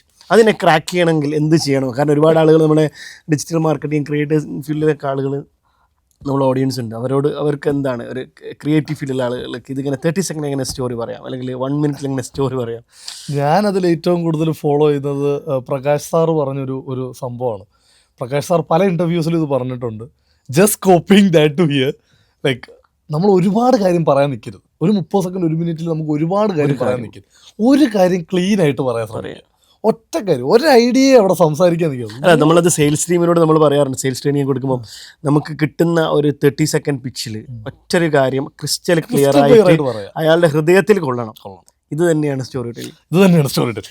When it comes to എന്താ പറയുന്നത് ഈ 1 മിനിറ്റർ അല്ലെങ്കിൽ ഈ ഷോർട്ട് ഫോർമാറ്റിലേക്ക് വരും. ലോങ് ഫോർമാറ്റ് എൻറ്റയർലി ഡിഫറെന്റ് ഗെയിമാണ്. വേറൊരു രീതിയിലാണ് നമ്മൾ അതിനെ അപ്രോച്ച് ചെയ്യുന്നത്. അറ്റൻഷൻ സ്പാന് വളരെ കുറഞ്ഞു. കാരണം നമുക്കറിയാം അറ്റൻഷൻ സ്പാൻ ഇപ്പോൾ 3 സെക്കൻഡ്സ് കൊണ്ട് ആ ഹുക്ക് ചെയ്യുക. ആ ഹുക്ക് എങ്ങനെ നമുക്ക് ഏറ്റവും ക്രിയേറ്റീവ് ആക്കാം? അതിനെന്തെങ്കിലും ടിപ്സ് പറഞ്ഞുതരും? കഥ തന്നെ അവിടെയും ഇത് ചെയ്യുന്നു. കഥയിലെ ഒരു മർമ്മപ്രധാനമായ അല്ലെങ്കിൽ ഒരു ക്രൂഷ്യൽ സംഭവത്തെ ഇനീഷ്യൽ 10 സെക്കൻഡിനുള്ളിൽ സ്ട്രൈക്ക് ചെയ്യാൻ വേണ്ടി ശ്രമിക്കും. ഇപ്പോൾ ആദ്യം ഒരു ഇമ്പാക്ട് ഷോട്ട് എന്നൊക്കെ പറയും. ഒരു ഹെവി ഇമ്പാക്റ്റ് ഉണ്ടാക്കി ആൾക്കാർ കണ്ണെടുക്കാത്ത ഒരു ഷോട്ട് ആദ്യം കാണിക്കാനായിട്ട് നമ്മൾ ശ്രമിക്കും. നമ്മൾക്കിപ്പം ഇതിലൊക്കെ കാണുമ്പം നിങ്ങൾക്കറിയാം ഇൻസ്റ്റാഗ്രാമിൽ അങ്ങനത്തെ റീൽസ് കുറേ വരും. പെട്ടെന്ന് ഒരു ആക്സിഡന്റ് ഷോട്ട് ആയിരിക്കും, എന്നിട്ടാണ് ഒരു കണ്ടന്റ് കാണിക്കുക. എനിക്ക് നിങ്ങളൊക്കെ സ്റ്റാർട്ടിങ് സമയത്ത് ഇത് ചെയ്യുമ്പോൾ കുറച്ചുകൂടി ആളുകൾ ഇത്രയൊന്നും എക്സ്പീരിയൻസ് ചെയ്തിട്ടില്ല. ഇപ്പോൾ ഉള്ളൊരു ചലഞ്ച് എന്ന് പറയുകയാണെങ്കിൽ ഇപ്പം ഞാൻ ഇപ്പം ബ്രിഡ്ജ് സമ്മിറ്റിൽ തന്നെ ഞാൻ ഒരു പേഴ്സണൽ ബ്രാൻഡിൻ്റെ ഒരു സെഷൻ അറ്റൻഡ് ചെയ്തിട്ടുണ്ടായിരുന്നു. അതിൻ്റെ പേര് ഞാൻ മറന്നുപോയി. അദ്ദേഹം ഒരു പയ്യനാണ്, ഒരു ഹാഫ് ഫിലിപ്പിനോ ഹാഫ് ഇന്ത്യൻ. പുള്ളിയാണ് ഇവിടുത്തെ സോണിയുടെ ബ്രാൻഡ് അംബാസിഡറാണ്. അപ്പോൾ സോണി അവർക്ക് കൊടുത്ത ടാസ്ക് എന്നൊക്കെ പറയുന്നത് നിങ്ങൾ ജോർദാനിൽ പോവുക, ഒരു 3 ഡേയ്സ് തരും, അതിനിടയ്ക്ക് ഒരു 3 ഡേയ്സ് പോയിട്ട് ഒരു 30 സെക്കൻഡ് റീൽ കൊണ്ടുവരിക. അങ്ങനെ കൊടുത്തു. പിന്നെ അവരുടെ ബ്രാൻഡ് അംബാസിഡറായി ഇന്ന് കംപ്ലീറ്റ് ഒരുപാട് ഇവിടുത്തെ ദുബായിൽ തന്നെ ടോപ്പ് ബ്രാൻഡ്സുകളൊക്കെ ചെയ്യുന്നുണ്ട്. അപ്പം ഈ ഒരു കാലഘട്ടത്തിൽ ഇൻസ്റ്റഗ്രാമിലേക്ക് അല്ലെങ്കിൽ ഷോർട്സ് വീഡിയോസും കാര്യങ്ങളൊക്കെ എല്ലാവരും എക്സ്പീരിയൻസ് ചെയ്യുന്നതുകൊണ്ട് ഇവരുടെ അറ്റൻഷൻ പിടിച്ചെടുക്കുക എന്നുള്ള ചെറിയൊരു ടാസ്കും അല്ല, നല്ല പണിയാണ്. അതിൽ നമ്മൾ പറയുന്നത് പോലെ ടെക്നിക്കലി മർമ്മം എന്നൊക്കെ പറഞ്ഞ് സ്റ്റോറീൻ്റെ ഒക്കെ പറയുകയാണെങ്കിലും അവിടെ സംതിങ് ഡിഫറെൻ്റ് ആയിട്ട് നിൽക്കണമെങ്കിൽ എല്ലാത്തിനും കീപ്പ് ചെയ്യുന്ന ചില കുറച്ച് കാര്യങ്ങളുണ്ടാവുമല്ലോ. അതെന്തൊക്കെയാണ് നിങ്ങൾക്ക് പറയാൻ പറ്റും? കഥ തന്നെയാണ്. നമ്മൾ ഈ പറഞ്ഞ പോലെ ഇനീഷ്യലി ഒരു ഹുക്ക് പോയിന്റ് നമ്മുടെ കഥയിൽ നിന്ന് തന്നെ നമ്മൾ അത് ട്രീറ്റ്മെന്റിൽ എന്ത് ചെയ്യുമെന്ന് വെച്ചിട്ടുണ്ടെങ്കിൽ, ഇപ്പോൾ ഫോർ എക്സാമ്പിൾ ഞങ്ങൾ കീർത്തി നിർമ്മൽ എന്ന് പറയുന്നൊരു കേരള ബ്രാൻഡുണ്ട്, നിങ്ങൾക്ക് അറിയായിരിക്കും. അരിയാണ് അവർ ബേസിക്കലി ഭയങ്കര വലിയൊരു അരി ഉൽപ്പാദിപ്പിക്കുന്ന അല്ലെങ്കിൽ പവിഴത്തിനോട് നിറപറയോടൊക്കെ കോമ്പീറ്റ് ചെയ്ത് ഇപ്പം ടയർ 1 ആയിട്ട് നിൽക്കുന്ന ഒരു ബ്രാൻഡാണ് കീർത്തി നിർമ്മൽ എന്നാണ്. അപ്പം കീർത്തി നിർമ്മൽ അവർ ആക്ച്വലി ഈ ഓണത്തിന് അവരൊരു ഫ്രോസൺ സദ്യ ലോഞ്ച് ചെയ്തു. അപ്പോൾ ഫ്രോസൺ സദ്യ ആക്ച്വലി എന്താണെന്ന് വെച്ചിട്ടുണ്ടെങ്കിൽ കംപ്ലീറ്റ്ലി സദ്യ ഇവർ ഇവിടത്തേക്ക് മാർക്കറ്റില്ല, UAE മാർക്കറ്റ് GCC ഒക്കെ ഫോക്കസ് ചെയ്തിട്ട് ഇവർ അങ്ങനെ ഒരു ഫ്രോസൺ സദ്യ എടുത്തു. അപ്പോൾ വലിയ കിറ്റാണ് ഇത്. ആക്ച്വലി നമുക്ക് മേടിച്ചാൽ ഡെലിവറി ചെയ്യും, അങ്ങനെയൊക്കെ ഉള്ളത്. അപ്പം നമ്മൾ ചെയ്തൊരു പടം എന്ന് പറഞ്ഞാൽ അവർ ഇതേപോലെ നമ്മളെ വിളിച്ചു, നമുക്കൊരു പടം ചെയ്യണം എന്ന് പറഞ്ഞിട്ട് വിളിച്ചു. അപ്പോൾ നമ്മൾ പറഞ്ഞു നമുക്കൊരു കാര്യം ചെയ്യാം, ഇവിടുന്ന് സ്പേസിൽ പോയ 2 ആസ്ട്രോനോട്ട്സ്, കേരളത്തിൽ നിന്ന് പോയ 2 ആസ്ട്രോനോട്ട്സ് മലയാളികളാണ്. ഇവർ പോയിട്ട് സ്പേസ് ഷിപ്പ് പൊട്ടിപ്പോയി, ഇവര് മാർസിൽ കുടുങ്ങിപ്പോയിട്ട് കൂട്ടത്തിൽ ഒരു മച്ചാന് സദ്യ കഴിക്കണം, ഓണമായി 2 ദിവസം കഴിഞ്ഞു. അപ്പൊ അളിയൻ പറഞ്ഞു ഈ പറഞ്ഞ പോലെ ഓണം ഉണ്ടണമല്ലോ, വിഷമം പറഞ്ഞു. അപ്പം ഇവന് സർപ്രൈസ്, കൂടെ ഉള്ളവൻ റോക്കറ്റിൽ സർപ്രൈസ് ആയിട്ട് ഇവന് കൊടുക്കാൻ വേണ്ടിയിട്ടൊരു കീർത്തി നിർമ്മലിന്റെ ഈ ഗുഡ് ഫ്രൈഡേയുടെ ഒരു പ്രോസസ് അത് എടുത്തോണ്ടാ വന്നത്. അത് വണ്ടി എക്സ്പ്ലോഡ് ആയപ്പോൾ പുള്ളിയുടെ ബാഗിൽ തന്നെ ഉണ്ടായിരുന്നു. അല്ല, ആ ലെവലിലേക്ക് ആൾക്കാർ തോട്ട് പ്രോസസ് പെട്ടെന്ന് പോകും ഇപ്പോൾ, കാരണം ചൊവ്വയിലെ ആൾക്കാരെ സ്ഥലം വാങ്ങുന്ന സിറ്റുവേഷൻ വന്നു. അപ്പൊ ഇതാണ് നമ്മൾ കൊടുത്ത കോൺസെപ്റ്റ്. അപ്പം ഇത് ആക്ച്വലി പടം 1.5 minutes ഉണ്ട്. അതായത് ഒരു ഫിലിം ഈ പറഞ്ഞ 30-ൽ നിന്നും 1-ൽ നിന്നും പോയി 1.5 minutes ഉണ്ട്. അത്രയും എങ്ങനെ റീടൈൻ ചെയ്യും എന്നുള്ള കാര്യം ചോദിച്ചു. അപ്പൊ നമ്മൾ ആദ്യമേ ചെയ്ത് എന്ത് എന്ന് വെച്ചിട്ടുണ്ടെങ്കിൽ, നമ്മൾ ആദ്യത്തെ 3 സെക്കൻഡ് കാണിക്കുന്ന ഒരു റോക്കറ്റ് എക്സ്പ്ലോഷനാണ് കാണിക്കുന്നത്. അപ്പൊ ഒരു ബാക്ക്ഗ്രൗണ്ട് വോയിസ് ഈ പറഞ്ഞ പോലെ പാലക്കാട്ട് നിന്ന് പോയ റോക്കറ്റ് പൊട്ടിത്തെറിച്ചു, ആസ്ട്രോണറ്റുകളെ കാണാതായി. ഇത് ഹുക്ക, പാലക്കാട്ട് റോക്കറ്റോ എന്തൊക്കെയുള്ള ഒരു സാധനം ആൾക്കാർക്ക് കിട്ടും. അപ്പൊ അത് നമ്മുടെ കഥയെ സത്യം പറഞ്ഞ മധ്യഭാഗത്താണ്. ഇവര് പോയി എന്തെങ്കിലും കണ്ടുപിടിക്കുന്നതിനിടയ്ക്ക് പൊട്ടിത്തെറിക്കുന്നു എന്നുള്ള സാധനത്തിനെ ഫ്രണ്ടിൽ കൊണ്ടുവരാനായിട്ട് ശ്രമിച്ചു. അപ്പൊ നമുക്ക് അവിടെ ഹുക്ക് കിട്ടി. പിന്നെ ആൾക്കാരെ കഥ ഇൻട്രസ്റ്റിംഗ് ആവുകയും ചെയ്യണം. തീർച്ചയായും ഹുക്ക് കിട്ടിയാലും 1.5 minute കാണണമെങ്കിൽ കഥ ഇൻട്രസ്റ്റിംഗ് ആയില്ലെങ്കിൽ അവിടെയാണ് ചലഞ്ച്. കാരണം പക്ഷെ എന്ത് ചലഞ്ച് ഉണ്ടെങ്കിൽ പോലും ഇത്രയും കോണ്ടന്റ് കാണെങ്കിലും ഒരു സ്റ്റോറി ഉണ്ടെങ്കിൽ അത് ആളുകൾക്ക് റിലേറ്റബിൾ എന്നുള്ളൊരു പോയിന്റ് ഉണ്ടല്ലോ. കാരണം ഈ സ്റ്റോറി നമ്മളുമായിട്ട് ഏതെങ്കിലും പോയിന്റിൽ റിലേറ്റ് ചെയ്യുക എന്നുള്ളതും അത് ഇമ്പോർട്ടൻ്റ് അല്ലേ? തീർച്ചയായിട്ടും സ്റ്റോറി റിലേറ്റ് ചെയ്യുക എന്നുള്ളതും ഇമോട്ട് ചെയ്യുക എന്ന് പറയുന്നത് ഭയങ്കര ഇമ്പോർട്ടൻ്റ് ആണ്. ഒരു ഇമോഷൻ ടേക്ക് അവേ ഉണ്ടാവണം. ഇപ്പം ഫർഹാന്റെ പോഡ്കാസ്റ്റുകൾ നോക്കിയാൽ പോലും ഫർഹാൻ കഥ പറയുന്നത് അത് പലർക്കും ഓട്ടോമാറ്റിക്കാ. ചിലപ്പോൾ ഇതൊന്നും നമ്മൾ തിയറി പഠിച്ചിട്ടൊന്നും ചെയ്യുന്നതല്ല. നമ്മൾ അവരുടെ എന്തോ പറയുന്നത്, അവരിൽ നിന്ന് റിലേറ്റ് ചെയ്യുന്ന സാധനം, വേറൊരു ബിസിനസ്സുകാരനെ റിലേറ്റ് ചെയ്യുന്നത് എന്ത് എന്നുള്ളതൊക്കെ ആയിരിക്കും ഫർഹാന്റെ ചോദ്യങ്ങളിൽ നിന്ന് പലപ്പോഴും വരുന്നത്. അത് തന്നെയാണ് കഥയിലും എനിക്ക് ഇമോട്ട് ചെയ്യാൻ പറ്റുന്നത്. ഇപ്പൊ ഞാൻ അതിനകത്ത് പിടിക്കാൻ ശ്രമിച്ച ഇമോഷൻ, ഈ 2 കൂട്ടുകാരാ, 2 ആസ്ട്രോനോട്ട്സ് കൂട്ടുകാരാ. ഇവന്മാര് മറ്റേ പോസ്റ്റ് ആയിട്ടിരിക്കുകയാണ്, മൂഡിൽ പോസ്റ്റ് ആയിട്ടിരിക്കുക എന്ന് പറഞ്ഞൊരു സാധനമാണ് പിടിക്കാൻ നോക്കി. അപ്പൊ അങ്ങനെയൊക്കെയുള്ള ഇമോഷൻസിനെ ഓണം എന്നുള്ളത് മലയാളികളുടെ ഒരു എല്ലാവർക്കും പെട്ടെന്ന് റിലേറ്റ് ചെയ്യാൻ. എനിക്ക് ഓണത്തിന് നാട്ടിലെത്താൻ പറ്റുന്നില്ല എന്ന് പറഞ്ഞ ഓണത്തിന് സദ്യ, അതും ഒരു ഇമോഷനാണ്. കാരണം അതിപ്പം ഇപ്പൊ ഞാൻ അറിയാം, ഇപ്പം യുഎയിലാണെങ്കിൽ യുഎയിലൊക്കെ ഡിസംബർ വരെ ഓണാഘോഷം ഇപ്പോഴും നടന്നുകൊണ്ടിരിക്കുന്നത്. ഇപ്പൊ അത് യുഎക്കാരനെ സംബന്ധിച്ചിടത്തോളം ആ മൂണിലെ അതേ സിറ്റുവേഷൻ. അയ്യോ എനിക്ക് നാട്ടിൽ പോകാൻ പറ്റില്ല, ഞാൻ ഇവിടെ ലോക്കാണ്. അപ്പം ഇവിടെ പവി എന്നുള്ള സംഭവത്തിന് കീർത്തി, അപ്പം അതിവിടെ റീപ്ലേസ് ചെയ്യാൻ അത് ചെയ്യാൻ പറ്റും. അതവർക്ക് നല്ലപോലെ പൊസിഷൻഡായി. അത് ആക്ച്വലി നാഷണലി അഡ്വർടൈസിങ് ഫീൽഡുകളിൽ ആ പരസ്യം ചർച്ചയായി. ഇപ്പം നമ്മൾ ബ്രാൻഡിങ്ങിനെ കുറിച്ച് നമ്മളിപ്പം പേഴ്സണൽ ബ്രാൻഡിങ്ങും അല്ലെങ്കിൽ ബ്രാൻഡിങ് ഒക്കെ പറയുമ്പോഴും ഈ കൊമേഴ്ഷ്യൽസിനും ഈ സ്റ്റോറി ടെല്ലിംഗ് ആഡ്സുകൾക്കും വലിയ ഇമ്പോർട്ടൻസ് ഉണ്ട്. കോർപ്പറേറ്റുകൾക്ക് ഇത് ഓൾറെഡി അറിയാം. ഇപ്പോഴും പെപ്സിന്റെ ആഡ് നമ്മൾ കാണുന്നുണ്ട്, അവർക്ക് ഇപ്പോഴും സ്റ്റോറീസ് ഉണ്ട്. പക്ഷേ എനിക്ക് തോന്നുന്നത് SMEs ഏറ്റവും കൂടുതൽ ഉള്ളത് SME ആണ്. അവിടെ ഇപ്പോഴും ഇതിനെക്കുറിച്ച് ബോധവാന്മാരാകാത്ത പല ബ്രാൻഡുകളുണ്ട്. എനിക്കൊന്ന് കുറേ ആളുകൾക്ക് ട്രാൻസ്ഫോമായി വരുന്നുണ്ടെങ്കിൽ പോലും നമ്മളൊരു കൊമേഴ്ഷ്യൽ ഒരു ബഡ്ജറ്റായിട്ട് പോവുകയാണെങ്കിൽ, ഒരു ക്രിയേറ്റീവ് സ്റ്റോറി ആയിട്ട് പോവുകയാണെങ്കിൽ ഇത് 10 മിനിറ്റ് പരിപാടിയല്ലോ, ലൈക്ക് നിങ്ങൾ 1.5 മണിക്കൂർ കൊണ്ട് ചെയ്യുന്നുള്ളത്. അങ്ങനത്തെ കുറെ ഓൺട്രപ്രണേഴ്സ് ഇപ്പോഴും ഉണ്ട്. അവരോട് എന്താണ് പറയാനുള്ളത്? അങ്ങനെ ചെയ്യരുത്. അല്ല, നമ്മൾ കഥ പറയുന്നിടത്തെ നമുക്ക് നമ്മുടെ കൺസ്യൂമറിനെ റിലേറ്റ് ചെയ്യാൻ പറ്റുമോ? എല്ലാ ബ്രാൻഡിനും നമ്മൾ മറ്റേ ബ്രാൻഡ് ഫിലോസഫി ഒക്കെ പറയുമ്പോൾ എല്ലാ ബ്രാൻഡിനും ഒരു പേഴ്സോണയുണ്ട്. എല്ലാ ബ്രാൻഡും കമ്മ്യൂണിക്കേറ്റ് ചെയ്യണം. എല്ലാ ബ്രാൻഡും ഒരു ക്രിയേറ്ററാണ് എന്ന് പറയും. ഇന്ന് നമ്മൾ ഒരു ബ്രാൻഡിന് വേണ്ടിയിട്ട് ഒരു ഇൻസ്റ്റാഗ്രാം ഹാൻഡിൽ റൺ ചെയ്യുമ്പോൾ ഏറ്റവും പ്രധാനമായിട്ട് പറയുന്നത് എന്താണ്? Be like A creator. ഈ ബ്രാൻഡ് ഒരു ക്രിയേറ്ററായിട്ട് ഫീൽ ചെയ്യണം. റെഡ് ബുൾ ചെയ്യുന്ന കണ്ടിട്ടില്ലേ? റെഡ് ബുൾ ഇതിനകത്ത് കില്ലർ പരിപാടികളാണ് ചെയ്യുന്നത്. കാരണം അവന്മാർ എന്തൊക്കെ റീറ്റൈൻമെന്റിന് വേണ്ടിയിട്ട് ചെയ്യാവുന്ന എല്ലാ പരിപാടി ചെയ്യുന്നത്. പക്ഷെ ഞങ്ങൾ ഇമ്പോസിബിൾ കാര്യങ്ങൾ ചെയ്യുന്നവരാണെന്നുള്ളത് പ്രൂവ് ചെയ്തുകൊണ്ടിരിക്കുകയാണ്. അവരുടെ സ്പോൺസർഷിപ്പ് പോലും അങ്ങനത്തെ സാധനങ്ങളാണ് കൊടുക്കുക. ഓടുന്ന ട്രെയിനിന് മണ്ട കൂടെ ചാടുന്നു, അല്ലെങ്കിൽ ഒരു ഭയങ്കര ഡേഞ്ചറസ് ആക്ടിവിറ്റീനെ ഭയങ്കര ഈസിലി പുൾ ഓഫ് ചെയ്യുക എന്നുള്ളതാണ് അവന്മാർ. അതാണ് നമ്മൾ മനസ്സിലാവും. കാരണം ഈ റെഡ് ബുള്ളൊക്കെ ഇപ്പം ഒരു ഭാഗത്ത് ഹെൽത്ത് കോൺഷ്യസ് ആയിട്ട് ഒരുപാട് കാര്യങ്ങൾ പറയുന്നുണ്ട്. ഇപ്പം ഒരുപാട് ചലഞ്ച് അവർക്കും ചിലപ്പോൾ ഫേസ് ചെയ്യുന്നുണ്ടോ ബ്രാൻഡ്, എന്നിട്ട് പോലും അവരിപ്പോഴും മാർക്കറ്റിൽ റിട്ടേൺ ചെയ്യുന്നുണ്ടെങ്കിൽ അത് ഇമോഷണലി അറ്റാച്ച്ഡ് ആണ്. അവരാ പറയുന്ന കൊക്കക്കോളന്റെ പറയുന്നുണ്ടല്ലോ, കൊക്കക്കോള കൊടുക്കുന്ന ഹാപ്പിനെസ് ആണ്. എല്ലാവരും എങ്ങനെ ഒരു കമ്മ്യൂണിക്കേഷൻ, ഞങ്ങളുടെ പേഴ്സോണ പറഞ്ഞിട്ട് അവർ കമ്മ്യൂണിക്കേറ്റ് ചെയ്യും. അത് എല്ലാ ബ്രാൻഡുകളും അല്ലെങ്കിൽ ഈ പറഞ്ഞ പോലെ എല്ലാ ബിസിനസ് ആൾക്കാരും ചെയ്യുകയാണെങ്കിൽ അവരുടെ കൺസ്യൂമറിനെ ഇമ്മീഡിയറ്റ്ലി എന്താ റിലേറ്റ് ചെയ്യണം, എൻ്റെ ആ ബ്രാൻഡുമായിട്ട് റിലേറ്റ് ചെയ്യണം, ആ ബ്രാൻഡിനെ ചേർത്ത് നിർത്തുകയാണ് ആൾക്കാർ. ഇതിപ്പോഴും അതൊരു എക്സ്പെൻസ് ആയിട്ട് കാണുന്ന ഒരുപാട് ഓൺടർപ്രണേഴ്സ് ഉണ്ട്. കാരണം ഒരുപക്ഷെ ട്രഡീഷണലി അവർക്ക് ഞങ്ങളപ്പം പറയാറുണ്ട്, ട്രഡീഷണലി നിങ്ങൾക്ക് ഒരു ലിമിറ്റഡ് കൈൻഡ് ഓഫ് കസ്റ്റമർ ഉണ്ടെങ്കിൽ ഇതല്ല നമ്മുടെ ഓഡിയൻസ്. ഇതിനപ്പുറത്തേക്ക് വലിയൊരു ലോകം നമുക്കിപ്പോൾ നിങ്ങൾ പറഞ്ഞു, ഇപ്പം കേരളത്തിലൊരു ബ്രാൻഡ് യു എയിലേക്ക് ഈ ഒരു ഇമോഷനിലൂടെ എക്സ്പാൻഡ് ചെയ്യുമ്പോൾ യു എയിലുള്ളൊരു ബ്രാൻഡിന് യു എസ് എയിലേക്ക് എക്സ്പാൻഡ് ചെയ്യാനൊക്കെയുള്ള വലിയ ലോകം നമ്മുടെ കൈപ്പിടിയിലുണ്ട്.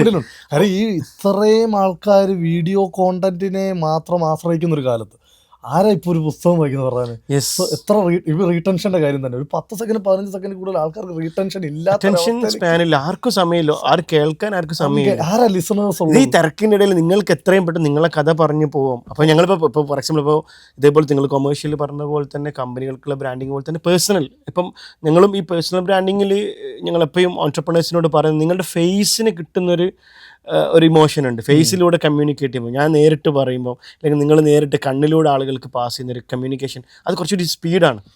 ആ ഒരു ട്രസ്റ്റ് നിങ്ങളുടെ ബ്രാൻഡിന് നിങ്ങൾക്ക് കൊണ്ടുവരാൻ പറ്റും. അതുകൊണ്ട് തന്നെ വലിയ ഇതേപോലെ തന്നെ കൊമേഴ്ഷ്യലിന് നിങ്ങൾക്ക് പറ്റുന്നില്ലെങ്കിൽ നിങ്ങൾ നിങ്ങളുടേതായ ഒരു സ്റ്റോറി ചെയ്യും. അപ്പോൾ പല നിങ്ങളുടെ ജേണി, അതാണ് ഏറ്റവും നല്ല സ്റ്റോറി, ഡോക്യുമെന്റ് ഒരു ജേണി എന്ന് പറയുന്നത്. എല്ലാവർക്കും പറയാനുള്ള, ആദ്യം നമ്മളോടൊരു ഇന്റർവ്യൂവിൽ അല്ലെങ്കിൽ ഒരു പോഡ്കാസ്റ്റ് സെഷനിൽ ആദ്യം ചോദിക്കുന്നത് എന്താ, നിങ്ങളുടെ ജേണി, ഫൗണ്ടർ സ്റ്റോറിയാണ്. ഇപ്പം നിങ്ങളൊരു ഇൻവെസ്റ്റർ എടുത്ത് പോവാണ്, ഏഞ്ചൽ ഇൻവെസ്റ്റർ എടുത്ത് ഒരു സ്റ്റാർട്ടപ്പ് പോവുകയാണെങ്കിലും അവർക്ക് ആദ്യം നിങ്ങൾ ആരാണ്, നിങ്ങളുടെ സ്റ്റോറി എന്താണ്, നിങ്ങൾ എന്ത് പ്രോബ്ലമാണ് സോൾവ് ചെയ്യുക എന്ന് പറയുന്ന ആ ഒരു ഹുക്ക് നിങ്ങൾക്ക് ചിലപ്പോൾ 5 മിനിറ്റ് നമുക്ക് കിട്ടുള്ളൂ. ആ 5 മിനിറ്റിനുള്ളിൽ ബ്യൂട്ടിഫുൾ ആയിട്ട് നിങ്ങൾ കഥ പറഞ്ഞ് പഠിക്കണം. അതിൽ ചില ഫൗണ്ടേഴ്സ് നല്ല ഐഡിയ ഉണ്ടാവും, നല്ല പൊട്ടൻഷ്യൽ ആയാലും ചിലപ്പോൾ ടെക്നിക്കലി ഭയങ്കര എക്സ്പേർട്ട് ആയിരിക്കും. പക്ഷേ ഈ കഥ പറയാൻ കഴിവില്ലെങ്കിൽ ഈ കാലഘട്ടത്തിൽ വളരെ പ്രയാസമാണ് പിടിച്ചു നിൽക്കാൻ. കാരണം അതൊരിക്കലും ഒരു മാനേജർക്ക് പറയാൻ പറ്റില്ല, അവിടെ ഇമോഷൻ വരില്ല. കാരണം ഇപ്പം നിങ്ങൾ 8 വർഷം എടുത്ത, നിങ്ങളിപ്പം പറയുന്ന ഓരോ വേർഡിലും നിങ്ങളുടെ 8 വർഷത്തെ എക്സ്പീരിയൻസ് ഉണ്ട്. അത് നിങ്ങളുടെ ഒരു സ്റ്റാഫിന് ചിലപ്പോൾ അത് പറയാൻ പറ്റിക്കൊള്ളുന്നില്ല. ആ കഥ പറഞ്ഞ് പഠിക്കുക അല്ലെങ്കിൽ അതൊരു കാലഘട്ടത്തിൽ ആവശ്യമാണ്, ഇമ്പോർട്ടൻ്റ് ആണ്. ഇപ്പോൾ നമ്മളിപ്പോൾ പോഡ്കാസ്റ്റ്, ഇപ്പോൾ നമ്മളൊരു പോഡ്കാസ്റ്റ് ഒരു ട്രെൻഡിങ് ആയിട്ട് വരാൻ കാരണം നമ്മൾ ജെന്യൂൻ ആയിട്ട് നമ്മളുള്ള കഥകൾ പറയാം. ഈ കഥകൾ കേൾക്കുമ്പം ഓരോ കഥയിലും ഒരുപാട് പറഞ്ഞ പോലെ ആളുകൾക്ക് റിലേറ്റ് ചെയ്യാൻ പറ്റും. അതിലൊരു ഇപ്പം നിങ്ങളുടെ ജേണി ആണെങ്കിൽ നിങ്ങൾ ഏറ്റവും കൂടുതൽ ഫേസ് ചെയ്തൊരു ചലഞ്ച് എന്തായിരുന്നു ആ ഒരു സമയത്തിൽ, ഒരു 8 വർഷത്തെ ഒരു ജേണിയിൽ? പിച്ച് വിൻ ചെയ്യുക എന്നുള്ളതായിരുന്നു എന്നെ സംബന്ധിച്ച്. എല്ലാ ഒരുപാട് സ്റ്റാർട്ടപ്പോ അല്ലെങ്കിൽ മീഡിയ കമ്പനികളുടെ എല്ലാവരുടെയും ഒരു പ്രശ്നമാണ്. അതെ, ഈ പറഞ്ഞ പോലെ കോമ്പറ്റീഷൻ അതിശക്തമാണ്. 20-25 വർഷമായ കമ്പനികൾ മുന്നിൽ നിൽക്കുമ്പോൾ അവർക്കുള്ള ബന്ധം വളരെ വലുതാണ്. ഒരു ബ്രാൻഡിൻ്റെ അടുത്തോട്ട് അവർ ബന്ധപ്പെട്ടിരിക്കുന്നത് നമ്മൾ ഇന്നലെ ചെന്നവരായിരിക്കും. അപ്പോൾ അവരുടെ അടുത്ത് നമ്മളിപ്പോൾ ഒരു പിച്ച് വിൻ ചെയ്യുക എന്ന് പറയുന്നത് നല്ല എഫേർട്ട് എടുക്കേണ്ട ഒരു കാര്യമാണ്. അതിനു വേണ്ടിയിട്ട് നമ്മൾ എന്തൊക്കെ പുതിയ പരിപാടി ചെല്ലുമ്പോൾ ഈ ഫിലിം ഇങ്ങനെയാണ്, ഞാൻ ഇതാണ് ഉദ്ദേശിക്കുന്നത്, എൻ്റെ വിഷൻ ഇതാണെന്നുള്ളത് അവരെ പറഞ്ഞ് ഫലിപ്പിച്ചാൽ ഞാൻ പകുതി ജയിച്ചു അവിടെ. പിന്നെ ബാക്കി ബഡ്ജറ്റിങ് കാര്യങ്ങൾ അതൊക്കെ രണ്ടാമത്തെ സെക്ഷനാണ്. പക്ഷെ ഈ പിച്ച് വിന്നിങ് എന്ന് പറയുന്നത് ഇപ്പം എൻ്റെ സിനിമയുടെ കുറച്ച് പരിപാടികളൊക്കെ ഇങ്ങനെ സംഭവിച്ചുകൊണ്ടിരിക്കുകയാണ്. അപ്പം ഒന്നും പറയുന്നില്ല, ഒന്നും റിവീൽ ചെയ്യുന്നില്ല. ഈ പിച്ച് അതിന് ഒരു പിച്ച് വിന്നിങ് ഉണ്ട്. പക്ഷെ സിനിമയുടെ ഒക്കെ കാര്യങ്ങൾ വന്നപ്പോഴത്തേക്ക് ഞങ്ങൾ കുറച്ച് പരിപാടികളൊക്കെ ചെയ്ത് ഈ പറഞ്ഞ പോലെ ആൾക്കാർക്ക് ഈ പറഞ്ഞ പോലെ നമ്മളെ കുറച്ച് അറിയാവുന്ന ഒരു പോയിന്റ് കുറച്ചുകൂടി ഈസി ആയി കാര്യങ്ങൾ. ഈ പറഞ്ഞ നമ്മൾ എസ്റ്റാബ്ലിഷ്ഡ് ഒരു ബ്രാൻഡായി പേഴ്സണൽ ബ്രാൻഡിങ് വർക്ക് ചെയ്തിട്ടുണ്ട്. ഈ പറഞ്ഞ പോലെ ആ വീഡിയോ കൊണ്ടു തന്ന ഒരു അഡ്വാൻറ്റേജും കൂടെ ഉണ്ട്, ഫീച്ചറിങ് അഡ്വാൻറ്റേജ്. കാരണം അതൊരു കാലഘട്ടത്തിന്റെ ആവശ്യമാണത്. അതെ അതെ. അപ്പം ഇപ്പൊ അത് കുറച്ചുകൂടി എളുപ്പം. ആ സമയത്ത് ഒരുപാട് സ്ട്രഗിൾ ചെയ്തു. കാരണം നിങ്ങൾ അറിയില്ല, ഫൗണ്ടർ ആരാണെന്ന് അറിയില്ല, ഫൗണ്ടർ സ്റ്റോറി അറിയില്ല, ഫൗണ്ടർ ബാക്ക്ഗ്രൗണ്ട് അറിയില്ല, ഇയാള് ചെയ്ത് ഫലിപ്പിക്കുമോ എന്നറിയില്ല, അവർക്ക് സംശയമായിരിക്കും. കാരണം ഓണ്ടർപ്രണറെ സംബന്ധിച്ചുള്ള അയാൾ ഇത്രയും സമയം, അവരൊരു സമയം കിട്ടാനും പ്രയാസമാണ് ആ സമയം. അപ്പം അവരെ സംബന്ധിച്ചിടത്തോളം ഇപ്പോൾ നമ്മളിപ്പോൾ ഈ അടുത്തൊരുപാട് ഫിലിം ഉണ്ടല്ലോ, ക്രിയേറ്റീവ് ഇതേപോലുള്ള ക്രിയേറ്റീവ് ഡയറക്ടേഴ്സിൻ്റെ ഒക്കെ സ്റ്റോറി വെച്ചിട്ട് അവർക്ക് ആഡ് കൊടുക്കാൻ. ഇപ്പം ലാസ്റ്റ് ഇതേപോലത്തെ ഒരു കൺസെപ്റ്റ് ആയിരുന്നു, നമ്മൾ ജോസഫ് അഭിനയിച്ചൊരു പടം ഉണ്ടല്ലോ, അവരൊരു ക്രിയേറ്റീവ് ചെയ്യുന്നത് പോലെ. അപ്പം ആളുകൾക്ക് ആ വിശ്വാസം, സലീം കുമാറിന്റെ ആ ഒരു ബ്രാൻഡ് നെയിം ഒക്കെ അപ്പം ഈ ഒരു ട്രസ്റ്റ് ഇല്ലാത്തത് കൊണ്ട് തന്നെ വളരെ ഡിഫിക്കൽട്ട് ആയിരിക്കും നിങ്ങളുടെ ലൈഫിൽ. ഇപ്പോൾ ഓക്കെ ആ ഒരു സമയത്ത് പോലെ തന്നെ ഇപ്പം പ്രത്യേകിച്ച് ക്രിയേറ്റീവ് ഫീൽഡിലേക്ക് ആളുകൾ ഇറങ്ങുമ്പോൾ പ്രത്യേകിച്ച് പാരൻസിനൊക്കെ ഭയങ്കര കോൺഷ്യസ് ആയിരിക്കും. അയ്യോ എൻ്റെ മോൻ സിനിമ പിടിക്കാൻ പോയിട്ട് എവിടത്ത്, കാരണം സിനിമ പിടിക്കാൻ പോയിട്ട് ചെന്നൈയിലും അല്ലെങ്കിൽ കണ്ട ഒരുപാട് കഥകളുണ്ട്. അപ്പം ആ സമയത്തും പ്രത്യേകിച്ചിട്ട് നമ്മൾ പല കാണുന്ന ക്രിയേറ്റീവ് ആളുകളും അവരുടെ ഐഡിയാസൊക്കെ ഭയങ്കര ക്രിയേറ്റീവ് ആയിരിക്കും. പക്ഷേ അവർക്ക് ചിലപ്പം ഭയങ്കര സ്ട്രഗ്ലിംഗ് ആയിട്ടായിരിക്കും ലൈഫ് കൊണ്ടുവന്നത്. കാരണം ക്രിയേറ്റീവ് ആളുകൾക്ക് എപ്പോഴും അവരുടെ പാഷൻ മാത്രമായിരിക്കും. പലരും നമ്മൾ കാണാം ചുറ്റിലെ പല ക്രിയേറ്റീവായിട്ടുള്ള പല കഴിവുള്ള ആളുകൾ പരാജയപ്പെടുന്നത് അവർക്ക് ഈ ലൈഫ് ബാലൻസ് ചെയ്യുന്നത് അല്ലെങ്കിൽ ഫൈനാൻസ് ബാലൻസ് ചെയ്യുന്നത് അവർക്ക് പലപ്പോഴും ഒരു ഓൺടർപ്രണർ മൈൻഡ് സെറ്റ് ഉണ്ടാവും ഇതെങ്ങനെ കച്ചവടമാക്കണം എന്ന് പലപ്പോഴും ഉണ്ടാവാറില്ല. അപ്പം ആ ഒരു സമയത്തൊക്കെ എന്തായിരുന്നു അത് എങ്ങനെയാണ് മാനേജ് ചെയ്തിട്ടുണ്ടായിരുന്നത്? ഈ പറഞ്ഞ പോലെ ഇനീഷ്യൽ സമയങ്ങളിൽ എനിക്ക് വീട്ടിൽ നിന്ന് കുറച്ച് സത്യം പറഞ്ഞാൽ നല്ല സപ്പോർട്ട് ഉണ്ടായിരുന്നു. അതെന്തോ ഒരു എഗെയിൻ ഒരു ലക്ക് എലമെന്റും കൂടാണ്. ഇനീഷ്യലി ഉണ്ട്, കുറച്ച് ഫ്രിക്ഷൻ ഉണ്ട്. ഇപ്പോഴും പറയും ഈ പറഞ്ഞ പോലെ ഇല്ലമ്മ അത് കുറച്ച് ടെൻഷനാണ്, നിനക്ക് ഇത് വല്ലതും കളഞ്ഞിട്ട് വല്ല ജോലിക്ക് ചോദിക്കും ഇപ്പോഴും ചോദിക്കും. പക്ഷെ അത് ആ ചോദ്യത്തിൽ ഇത് കഴിഞ്ഞു. നമ്മൾ വിശ്വസിക്കുന്നുണ്ടെന്ന് കണ്ടാല് അവർ ആക്ച്വലി നീ ചെയ്യ് എന്താന്ന് വെച്ചാൽ നീ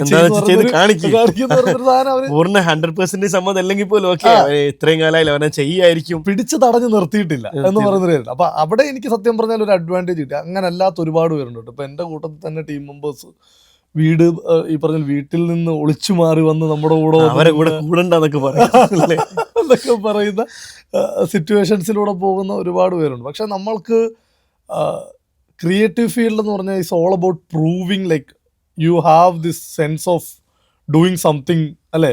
ഈ പറഞ്ഞ പോലെ നമുക്ക് എന്തോ ചെയ്ത് അല്ലെ അതൊരു ബ്രാൻഡിനായിക്കോട്ടെ അല്ല സ്വന്തമായിട്ട് വേണ്ടിയിട്ടായിക്കോട്ടെ അത് ചെയ്ത് പ്രൂവ് ചെയ്ത് പുറം ലോകത്തെ കാണിക്കുന്നിടത്തെ നമുക്ക് എന്താ പറയുക ഒരു ഒരു ഒരു ഒരു എസ്റ്റാബ്ലിഷ്മെന്റ് ഉണ്ടാവുന്നുള്ളൂ. അത് ടൈം കൺസ്യൂമിംഗ് ആണ്. തീർച്ചയായും ഒരുപാട് എഫേർട്ട് ഒരുപാട് പലപ്പോഴും ക്രിയേറ്റീവ് ആളുകളൊക്കെ ഈവൻ നമുക്കറിയാം നമ്മുടെ ടീമിലാണെങ്കിലും പുറത്താണെങ്കിലൊക്കെ രാത്രിയൊക്കെ വർക്ക് ചെയ്തിട്ട് അത്രയും എഫേർട്ട് എടുത്തിട്ടായിരിക്കും ഔട്ടുമായിട്ട് പലരും ജോലി ചെയ്ത് അത് കഴിഞ്ഞിട്ടുള്ള. ഇപ്പം ഞാനിവിടെ ദുബായിൽ വന്നിട്ട് ഒരു പുതിയ ടീമിനെ പരിചയപ്പെട്ടു.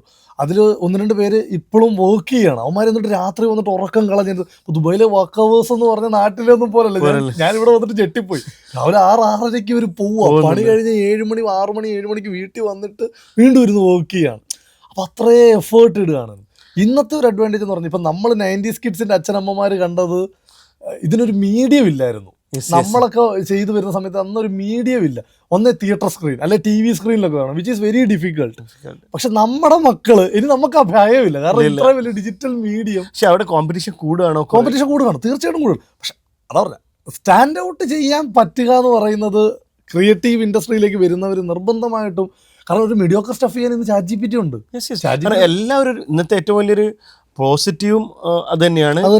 എല്ലാം ഇപ്പം എല്ലാവരും ഒരു മീഡിയ കമ്പനിയാണ്. ഇപ്പം ഞാൻ പറയാറുണ്ട്, ഇപ്പം നമ്മളെ കമ്പനി ആണെങ്കിലും അതിൻ്റെ ഫൗണ്ടർ അവരുടെ കയ്യിലൊരു മീഡിയ കമ്പനി ഉണ്ട്, അതുപോലെ അവരുടെ സ്റ്റാഫിൻ്റെ കയ്യിലുണ്ട്. എല്ലാവരുടെ അടുത്തും ഈ മൊബൈൽ എന്നുള്ള അല്ലെങ്കിൽ ഇൻ്റർനെറ്റ് ആക്സസ് ഉള്ള മൊബൈലുള്ള ടെക്നോളജി നമ്മുടെ കയ്യിലുണ്ട്, സോഷ്യൽ മീഡിയ നമ്മുടെ കയ്യിലുണ്ട്. എല്ലാവർക്കും അവരുടെ ഏറ്റവും കൂടുതൽ ഞാൻ പറയും സെയിൽസിലേക്ക് എൻഡ് ഓഫ് ദ ഡേ നിങ്ങളാണെങ്കിലും ഞാനാണെങ്കിലും ഒക്കെ ചെയ്യാൻ ശ്രമിക്കുന്നത് സെയിലാണ്. നമ്മുടെ മുന്നിലിരിക്കുന്ന ആളെ 30 സെക്കൻഡ് കൊണ്ട് അല്ലെങ്കിൽ 1 മിനിറ്റ് കൊണ്ട് കൺവേ ചെയ്യിച്ചിട്ട് അവിടുത്തെ കച്ചവടം വാങ്ങി അവരെ ക്യാഷ് നമ്മളെ പെട്ടിയിൽ എത്തിക്കണം. ഇതാണ് ഇപ്പം ഒരു പാരൻറ്റിൻ്റെ അടുത്ത് നിന്ന് ഒരു കുട്ടി ഒരു കളിപ്പാട്ടം വാങ്ങണമെങ്കിൽ അയാളും സെയിൽസാണ്, അവിടെ കൺവിൻസ് ചെയ്യിക്കുകയാണ്. ഈ കൺവിൻസ് ചെയ്യിക്കാൻ ഒരുപാട് കോമ്പറ്റീഷനിലെടുത്ത് നിങ്ങൾക്ക് എങ്ങനെ സ്റ്റാൻഡ് ഔട്ട് ചെയ്യാൻ പറ്റും? ആ ഒരു USP ചെറിയ പ്രായത്തിൽ ബിൽഡ് ചെയ്യുകയാണെങ്കിൽ യു ഹാവ് ദ സ്കോപ്പ്. ഉറപ്പായിട്ടും നിങ്ങൾക്കൊരു ഒരു ഒരു ഒരു ഇപ്പം എൻ്റെ നമ്മൾ ഫിലിം മേക്കേഴ്സിൻ്റെ സ്റ്റാൻഡ് പോയിന്റിൽ നിന്ന് പറയുകയാണെങ്കിൽ നിങ്ങൾക്ക് നിങ്ങളുടേതായ ഒരു വിഷൻ വേണം, നിങ്ങൾക്ക് നിങ്ങളുടേതായ ഒരു കാഴ്ചപ്പാടോടുകൂടി സാധനം ചെയ്യാൻ പറ്റണം. എല്ലാവരെയും ബോധിപ്പിച്ചൊന്നും അല്ല ചെയ്യാൻ പറ്റില്ല. നമ്മുടെ മനസ്സിന് ഇഷ്ടപ്പെടുന്ന ഒരു ആർട്ട് ഉണ്ടെങ്കിൽ അതിനെ എക്സിബിറ്റ് ചെയ്യുക തന്നെ വേണം. ഉള്ളിലൊരു ഒരു സ്വല്പം ക്രിയേറ്റിവിറ്റി വേണം. അത് അത് നമുക്ക് നമ്മളോട് തന്നെ തോന്നും, എടാ കൊള്ളാമല്ലോ, ഞാനിപ്പോൾ ആലോചിച്ച ഐഡിയ കൊള്ളാമെന്ന് എനിക്ക് എന്നോട് തന്നെ തോന്നിയ അത് പുറത്തൊന്ന് പറഞ്ഞു നോക്ക്, ചിലപ്പോൾ ഉറക്കാവും. ഇതിൽ വേറൊരു ചലഞ്ചിങ് എന്ന് പറയുന്നത് ഇപ്പം നമ്മളിപ്പം അത്രയും നമ്മൾ വർക്ക് ചെയ്തിട്ട് ഇപ്പം ക്രിയേറ്റീവ് ആളുകളൊക്കെ വർക്ക് ചെയ്ത് ഇപ്പോൾ ഒരിക്കലും നമ്മുടെ ഒരു ആഡ് ഉണ്ടായിരുന്നു, വളരെ ക്ലിക്കായ വളരെ വേറെ ഒരു എനിക്കൊന്ന് May 1 ലോക തൊഴിലാളി ദിനത്തിൻ്റെ അന്ന് ഏതൊരു ക്രിയേറ്റീവ് ഏജൻസിയുടെ പേര് ഞാൻ മറന്നു, കറുപ്പൊന്ന് കറുപ്പിച്ചാൽ മതി എന്ന് പറഞ്ഞിട്ടൊരു ഒരു കൺസെപ്റ്റ്. കാരണം നിങ്ങൾ ഏത് ഡിസൈൻസോ അല്ലെങ്കിൽ വീഡിയോ കൊണ്ടുകഴിഞ്ഞാലും ഈ ബിസിനസ് ഓണർ ചിലപ്പം ഇതിനെക്കുറിച്ചൊന്നും കൺവിൻസ് ചെയ്യാൻ പറ്റിയിട്ടില്ലെങ്കിൽ അവർ പറയും നിങ്ങൾ ഡിസൈൻ അതും കറുപ്പൊന്ന് കറുപ്പിക്കൂ, പച്ചൻ്റെ കളർ കൂട്ടൂ, അവരുടേതായ കുറേ ഐഡിയാസ് പറയും. അപ്പം ഇവിടെ ആ സ്റ്റോറി ടെല്ലിങ്ങിൻ്റെ എലമെൻ്റ് ഇല്ലെങ്കിൽ അവിടെ അത് കൺവേ ചെയ്യാനും ഒരു കംപ്ലീറ്റ് റിജക്ഷൻ വരുന്നൊരു പോയിന്റ് ഉണ്ടാവും. അത് ഒരു പക്ഷേ പല ക്രിയേറ്റീവ്സ് ആളുകൾക്കും ഇതുകൊണ്ട് മാനസികമായിട്ടൊക്കെ നന്നായി തകർന്നു പോകുന്ന ആൾക്കാരുണ്ട്. അവരോടൊക്കെ എന്താ പറയാനുള്ളത്? വീണ്ടും ശ്രമിക്കുക, ലൈക്ക് നമ്മളിപ്പോൾ പറഞ്ഞ പോലെ നല്ല സ്റ്റോറി ടെല്ലിംഗ് ആണെങ്കിൽ പോലും ബ്രാൻഡ് ഗൈഡ് ലൈനുമായിട്ട് ഒത്തുപോകുന്നില്ല, അല്ലെ ബ്രാൻഡ് ഓണറിൻ്റെ വിഷനുമായിട്ട് ചേരുന്നില്ലെങ്കിൽ അത് റിജക്റ്റ് ആവാം. അവിടെയാണ് ഞാൻ എപ്പോഴും പറയാറുണ്ട്, ഈ സെയിൽസ് എന്നുള്ളൊരു എലമെന്റ് ഒരിക്കലും മിസ്സാവാൻ പാടില്ല. ക്രിയേറ്റിവിറ്റിയും മാർക്കറ്റിങ്ങും സെയിൽസൊക്കെ എന്താണ് പറയുക, ഒരു നൂലിൽ കെട്ടി തൂക്കുമ്പോഴാണ് എൻഡ് ഓഫ് ദ ഡേ ഓൺട്രപ്രണറെ സംബന്ധിച്ചിടത്തോളം നിങ്ങൾക്ക് ഈ ഒരു കൺവേ ചെയ്യാൻ പറ്റണം. കാരണം ഓൺട്രപ്രണറെ സംബന്ധിച്ചിടത്തോളം അവർക്ക് ROI കിട്ടണം. അവർക്ക് ആ പണത്തിന്, അവർക്ക് ബ്രാൻഡിന് അതിന് വാല്യൂ ആണെങ്കിലും, അത് സെയിലാണെങ്കിലും, അത് ഇൻവെസ്റ്റർ ആണെങ്കിലും, റിട്ടൻഷൻ ആണ്, വാട്ടവർ അവരുടെ ഒരു വിഷന് നിങ്ങൾക്ക് അലൈൻ ചെയ്യാൻ ഈ ഒരു പോയിന്റിൽ ക്രിയേറ്റിവിറ്റി അതും കൂടെ മെർജ് ചെയ്യുകയാണെങ്കിൽ നല്ല എന്താ പറയുക, എക്സ്ട്രാ ഓർഡിനറി ഔട്ട്പുട്ട് കിട്ടും. അപ്പോൾ ഇതിനകത്തൊരു ഷോർട്ട് കട്ട് ഒന്നുമില്ല പറയാൻ. ഈ പറഞ്ഞ പോലെ ഒരു ക്രിയേറ്റീവ് സൊല്യൂഷൻ ഉണ്ടാക്കുകയോ അല്ലെങ്കിൽ ഒരു നറേറ്റീവ് ഉണ്ടാക്കുകയോ എന്ന് പറയുന്നത് നമ്മൾ ട്രയൽ ആൻഡ് എറർ തന്നെയാണ്. ഇപ്പം ഞാനും ഫർഹാനും കൂടെ ഒരു സംഭവം നമ്മൾ കൊളാബറേറ്റ് ചെയ്ത് വർക്ക് ചെയ്യുന്നെങ്കിൽ ഫർഹാൻ്റെ വിഷനും എൻ്റെ വിഷനും അലൈൻ ചെയ്യണമെങ്കിൽ നമ്മൾ കുറച്ച് തവണ ഇരിക്കണം, അല്ലെങ്കിൽ കുറച്ച് അപ്പ് ആൻഡ് ഡൗൺ പോകേണ്ടി വരും. അപ്പൊ അതിനകത്ത് 1-2 തവണ അല്ല ഫർഹാന് ഞാൻ പറഞ്ഞു ഇഷ്ടപ്പെട്ടില്ല എന്ന് പറഞ്ഞാൽ ഞാൻ പിണങ്ങി പോയാൽ പിന്നെ ആ അസോസിയേഷൻ ഇല്ല. അതിനകത്ത് ക്ഷമ വേണം. ആ ഒരു ക്ഷമ പുതിയ നമ്മളിപ്പോൾ 90 കിഡ്സ് ആണ്, നിങ്ങളിപ്പോൾ കുറച്ചുകൂടി പുതിയ ജനറേഷൻ ആളുകൾ നിങ്ങളുടെ ടീമിലൊക്കെ ഉണ്ടാവും, അല്ലെങ്കിൽ ഒരുപാട് ആളുകൾ നിങ്ങൾ ഇന്ററാക്ട് ചെയ്യുന്നുണ്ടാവും. What you think?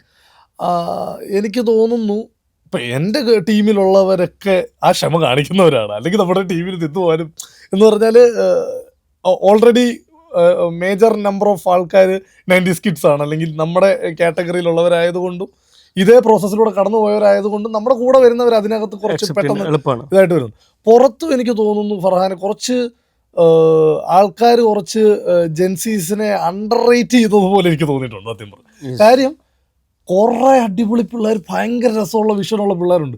ഞാൻ സ്ഥിരമായിട്ട് ഇൻസ്റ്റാഗ്രാമിൽ മെസ്സേജ് അയക്കാറുണ്ട്. ഓരോ സാധനങ്ങൾ കണ്ടു കഴിയുമ്പോൾ അയ്യോ ഞാൻ ഇങ്ങനൊന്നും ചിന്തിച്ചിട്ടില്ലല്ലോ എന്ന് പറഞ്ഞിട്ട് ഞാൻ ഈ കുട്ടികൾക്ക് മെസ്സേജ് അയക്കും. അല്ലെങ്കിൽ നമ്മളൊക്കെ മുതിർന്നവരുമാണ്, പക്ഷെ നമ്മളിപ്പോൾ സംസാരിക്കുന്നത് ഇളയവരെ പറ്റി ആയതുകൊണ്ട് അവർക്കെല്ലാം ഞാൻ മെസ്സേജ് അയക്കും, ഇത് എന്ത് ടൂളാണ് നിങ്ങൾ ഉപയോഗിക്കുന്നത്. കുറച്ചുകൂടി ക്രിയേറ്റീവ് ആണല്ലോ ജെൻസി. തീർച്ചയായും പലപ്പോഴും പലരും പറയാറുണ്ട്, ഇപ്പോൾ നമ്മൾ ഓൺട്രപ്രണേഴ്സിൻ്റെ അടുത്തൊക്കെ ഒരു 40+ കഴിഞ്ഞ ആളുകളോട് സംസാരിച്ച് പറയും ഇവർക്ക് കമ്മിറ്റ്മെന്റ് കുറവാണ്. പക്ഷെ എനിക്ക് ആ അഭിപ്രായമില്ല. എനിക്കില്ല. കാരണം നല്ല കമ്മിറ്റ്മെന്റ്, പക്ഷെ അവർക്ക് പർപ്പസ് അല്ലെങ്കിൽ നല്ലൊരു ക്ലാരിറ്റി കൊടുക്കാൻ നമുക്ക് പറ്റണം. അവരുടെ ലാംഗ്വേജ് മനസ്സിലാക്കി, അവരുടെ തോട്ട് പ്രോസസ് മനസ്സിലാക്കി നമ്മൾ അപ്ഡേറ്റഡ് ആവലാണ് സൊല്യൂഷൻ ഉള്ളൂ. ജെൻസിയെ കുറ്റം പറഞ്ഞത് മാറി നിൽക്കാൻ പറ്റില്ല. കാരണം അവരുടെ ഒരു വൈബ്രന്റ് എനർജിയും അവരുടെ ക്രിയേറ്റിവിറ്റി, അവരുടെ ടാലന്റും നമുക്കങ്ങനെ ലെവറേജ് ചെയ്യാൻ പറ്റുകയാണെങ്കിൽ നമ്മൾ അപ്ഡേറ്റഡ് ആണ്. തീർച്ചയായും അവരുടെ ലെവലിലേക്ക്, അതിനേക്കാൾ മുകളിലേക്ക് നമുക്ക് ഒരു പടി അപ്ഡേറ്റഡ് ആണെങ്കിൽ ഇറ്റ്സ് ഈസി. അവരുടെ ഈസ്തറ്റിക്സ് വേറെയാണ്, ലോകം വേറെയാണ്. നമുക്ക് എപ്പോഴാണ് പിന്നെ ഫോൺ കിട്ടിയത്? നമുക്ക് കിട്ടുമ്പോ ഫോണില് പാമ്പ് ആപ്പിളിനെ മാത്രമേ ഉണ്ടായിരുന്നു. പക്ഷെ അവർക്ക് കിട്ടുന്നത് ഇപ്പൊ ഐഫോണാണ്.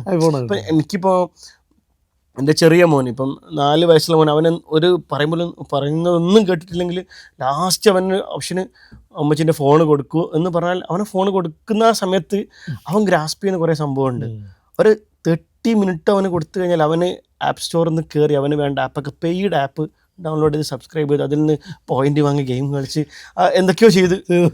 അപ്പം ഞാൻ പറയാറുണ്ട്, ഇപ്പം 13 നമുക്കൊക്കെ 13 വയസ്സുള്ളപ്പോൾ കിട്ടിയ ആ ബ്രെയിന് കിട്ടിയ ഒരു ഡെവലപ്മെൻറ്റ് ഇവർക്ക് ചെറുപ്പത്തിൽ കിട്ടുന്നുണ്ട്. ഇവരോട് സംസാരിക്കുമ്പോൾ നമ്മൾ അപ്ഡേറ്റഡ് ആവാതെ നമുക്ക് രക്ഷയില്ല. ഇപ്പം ജെനാൽഫയോട് നമ്മൾ എങ്ങനെ കമ്മ്യൂണിക്കേറ്റ് ചെയ്യും? അങ്ങനെ ഇപ്പം ജെൻസീസിനോട് കമ്മ്യൂണിക്കേറ്റ് ചെയ്യാൻ പറ്റുന്നില്ലെങ്കിൽ പിന്നെ ജെനാൽഫയോട് നമ്മൾ എങ്ങനെ കമ്മ്യൂണിക്കേറ്റ് ചെയ്യും? ജെനാൽഫയല്ലേ അടുത്ത കൺസ്യൂമേഴ്സ്, അടുത്ത സെറ്റ് ഓഫ് കൺസ്യൂമേഴ്സ് അവരല്ലേ. അപ്പം ബ്രാൻഡുകളൊക്കെ അവരുടെ ഒരു ലെവലിലേക്ക് മാറുവാണല്ലോ. അപ്പം അവരുടെ ആഡ് അതിലേക്ക് മാറി, പ്ലാറ്റ്ഫോം അതിലേക്ക് മാറി. ഇപ്പം എല്ലാത്തിലും ഈ അപ്ഡേഷൻ ഇറ്റ്സ് റിയലി ഇമ്പോർട്ടൻറ്റ്. ഉറപ്പായിട്ടും അവരങ്ങനെയാണ് അവരിങ്ങനെയാണെന്ന് പറഞ്ഞിട്ട് കാര്യമില്ല. അവർ അടിപൊളിയാണ്. അവർ ചില കാര്യങ്ങൾ ചെയ്യുന്നത് കണ്ട എൻ്റെ പൊന്നോ ഇവന്മാർ ഇതെങ്ങനെ ഒപ്പിച്ചു എന്നാണ് ആദ്യം ചിന്തിച്ചു പോകുന്നത്. പ്രത്യേകിച്ചിട്ട് AI ഇപ്പോൾ നമ്മളിപ്പം തുടങ്ങിയെടുത്തെടുക്കാൻ നമുക്ക് അവസാനിപ്പിക്കാം. AI എന്ന് പറയുന്നത് ഇനിയുള്ള കാലം AI ആണ്. അത് എന്തൊക്കെയാണ് നമ്മുടെ തോട്ട് പ്രോസസ്സിലും പ്രത്യേകിച്ച് നമ്മുടെ ക്രിയേറ്റീവ് സ്പേസിലൊക്കെ എന്ത് റെവല്യൂഷനാണ് കൊണ്ടുവരാൻ പോകുന്നത്? റെവല്യൂഷൻ ഇതൊരു പുതിയ ഇൻറ്റഗ്രേഷനാണെങ്കിൽ എനിക്ക് ബാക്കിയുള്ള ഇപ്പം ഞാൻ ചെയ്യുന്ന ഫീൽഡിനെ പറ്റി എനിക്ക് ആധികാരികമായി പറയാൻ പറ്റുള്ളൂ. ബാക്കിയുള്ള ഫീൽഡിലും ഇതിൻ്റെ ഒരു ഫിലോസഫി ആപ്ലിക്കബിൾ ആയിരിക്കാം.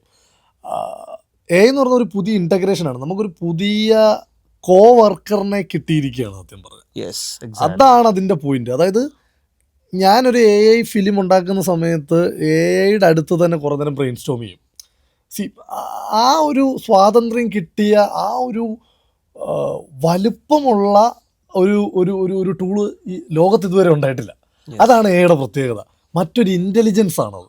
മറ്റൊരു മനുഷ്യനെ ട്രീറ്റ് ചെയ്യുന്നത് പോലെ, അല്ലെങ്കിൽ മറ്റൊരു ബുദ്ധിയോട് നമ്മൾ സമയം ചെലവഴിക്കുന്നത് പോലെ വേണം അതിനെ ട്രീറ്റ് ചെയ്യാൻ. ട്രീറ്റ് ചെയ്യാൻ അങ്ങനെ ട്രീറ്റ് ചെയ്തിട്ടുണ്ടെങ്കിൽ വെൽ ആൻഡ് ഗുഡ്, നമുക്ക് വേണ്ട രീതിയിൽ നമുക്ക് അവനെ ഇൻ്റഗ്രേറ്റ് ചെയ്യാൻ പറ്റിയിട്ടുണ്ടെങ്കിൽ അത് എനിക്ക് തോന്നുന്നു ഇത്രയും കാലം നമ്മൾ പണിയെടുത്ത രീതികളെ തന്നെ തച്ചുടയ്ക്കുന്ന രീതിയിലുള്ള മാറ്റിമറിക്കും. ഒരു പ്രോസസ്സിലേക്കായിരിക്കും അത് കൊണ്ടുപോകുക. തീർച്ചയായും. കാരണം കമ്പ്യൂട്ടർ വന്നപ്പോൾ എങ്ങനെയായിരുന്നു ഒരു മാറ്റം ഉണ്ടായത്. വാട്സപ്പ് വന്നപ്പം എങ്ങനെ നമ്മൾ മാറി, അതുപോലെ തന്നെ ChatGPT വന്നപ്പോൾ മാറി. ഇനി AI ടൂളുകൾ വരുമ്പം ഓരോ ടൂളും അതിലേക്ക് വരുന്ന മാറ്റം പോസിറ്റീവായിട്ട് എങ്ങനെ നമുക്ക് ബെനിഫിറ്റ് ചെയ്യാന്നുള്ളതാണ്. നമ്മൾ AI is not going anywhere. Like നമ്മൾ അതിനെ റിപ്പൽ ചെയ്യുകയല്ല വേണ്ടത്. നമ്മളിപ്പം പിന്നെ അവിടെ ട്രസ്റ്റ് ഇഷ്യൂ എന്ന് പറയുന്ന പലർക്കും ഒരു കൺസേൺ ഉണ്ട്. AIക്കും ഒരു ഹ്യൂമനും തമ്മിലൊരു ട്രസ്റ്റ് ഇഷ്യൂ ആണ് എല്ലാവരും പറയുന്നത്. അവിടെ എങ്ങനെയാണ് നിങ്ങളത് കാണുന്നത്? ഇപ്പം ഒരു AI ഉണ്ടാക്കിയിരിക്കുന്നത് actually tons of millions of ഡേറ്റയിൽ നിന്നാണ്, നമ്മുടെയൊക്കെ തന്നെ ഡേറ്റയിൽ നിന്നാണ് ഉണ്ടാക്കിക്കൊണ്ടിരിക്കുന്നത്. അതുകൊണ്ട് തന്നെ ഇനിയിപ്പോൾ നമ്മൾ അതിനെപ്പറ്റി സംസാരിക്കുന്നതിനകത്ത് എത്ര കാര്യമുണ്ടെന്ന് എനിക്കറിയില്ല. നമ്മുടെ കഴിഞ്ഞ എത്രയോ വർഷമായി നമ്മൾ മെറ്റയിൽ സ്പെൻഡ് ചെയ്ത ടൈമും നമ്മൾ ഗൂഗിളിൽ സ്പെൻഡ് ചെയ്തതൊക്കെ വെച്ച് തന്നെയാണ് ഇത് പഠിച്ചെടുത്തത്. നമ്മളെടുത്ത ഫോട്ടോകൾ തന്നെയാണ് AIയും പഠിച്ചെടുത്തത്. നമ്മുടെ ബുദ്ധി പഠിക്കുന്നത് പോലെ തന്നെയാണ് അതും പഠിച്ചെടുത്തിരിക്കുന്നത്. ഇനി നമ്മൾ ഇവനെ എങ്ങനെ എത്തിക്കലി ഇൻ്റഗ്രേറ്റ് ചെയ്യുന്നു എന്നുള്ളതാണ്. ഞാൻ പറയുമ്പോൾ പോലും അവനെ ഇവനെ എന്നൊക്കെ പറഞ്ഞു. തീർച്ചയായും. അല്ല, ഇപ്പം നമ്മളാണെങ്കിൽ ഇപ്പോൾ ഒരു പ്രോംപ്റ്റ് കൃത്യമായിട്ട് കൊടുക്കണമെങ്കിൽ നമ്മൾ ഇമോഷണലി നമ്മളത് പറഞ്ഞ് ട്രെയിൻ ചെയ്യുകയാണെങ്കിൽ നമുക്ക് കിട്ടുന്ന മറുപടി അല്ലെങ്കിൽ കിട്ടുന്ന നമ്മൾ വിചാരിച്ച സംഭവം നമുക്ക് കിട്ടും. റെസ്പോൺസ് ഭീകരമാണ്. റെസ്പോൺസ് ഭയാനകമായിട്ടുള്ള റെസ്പോൺസ്. എന്നിരുന്നാലും നമ്മുടെ ശ്രദ്ധ അവിടെ വേണമെന്ന് മാത്രമേ. ഹ്യൂമൻ ഈസ് ഹ്യൂമൻ ഉറപ്പായിട്ടും. എൻഡ് ഓഫ് ദി ഡേ മനുഷ്യൻ തന്നെയാണ് ഇതിന്റെ ഡിസിഷൻ മേക്കർ. മനുഷ്യന് പോരായ്മകൾ ഉണ്ടാവാം, അതേക്കും ഉണ്ടാവാം.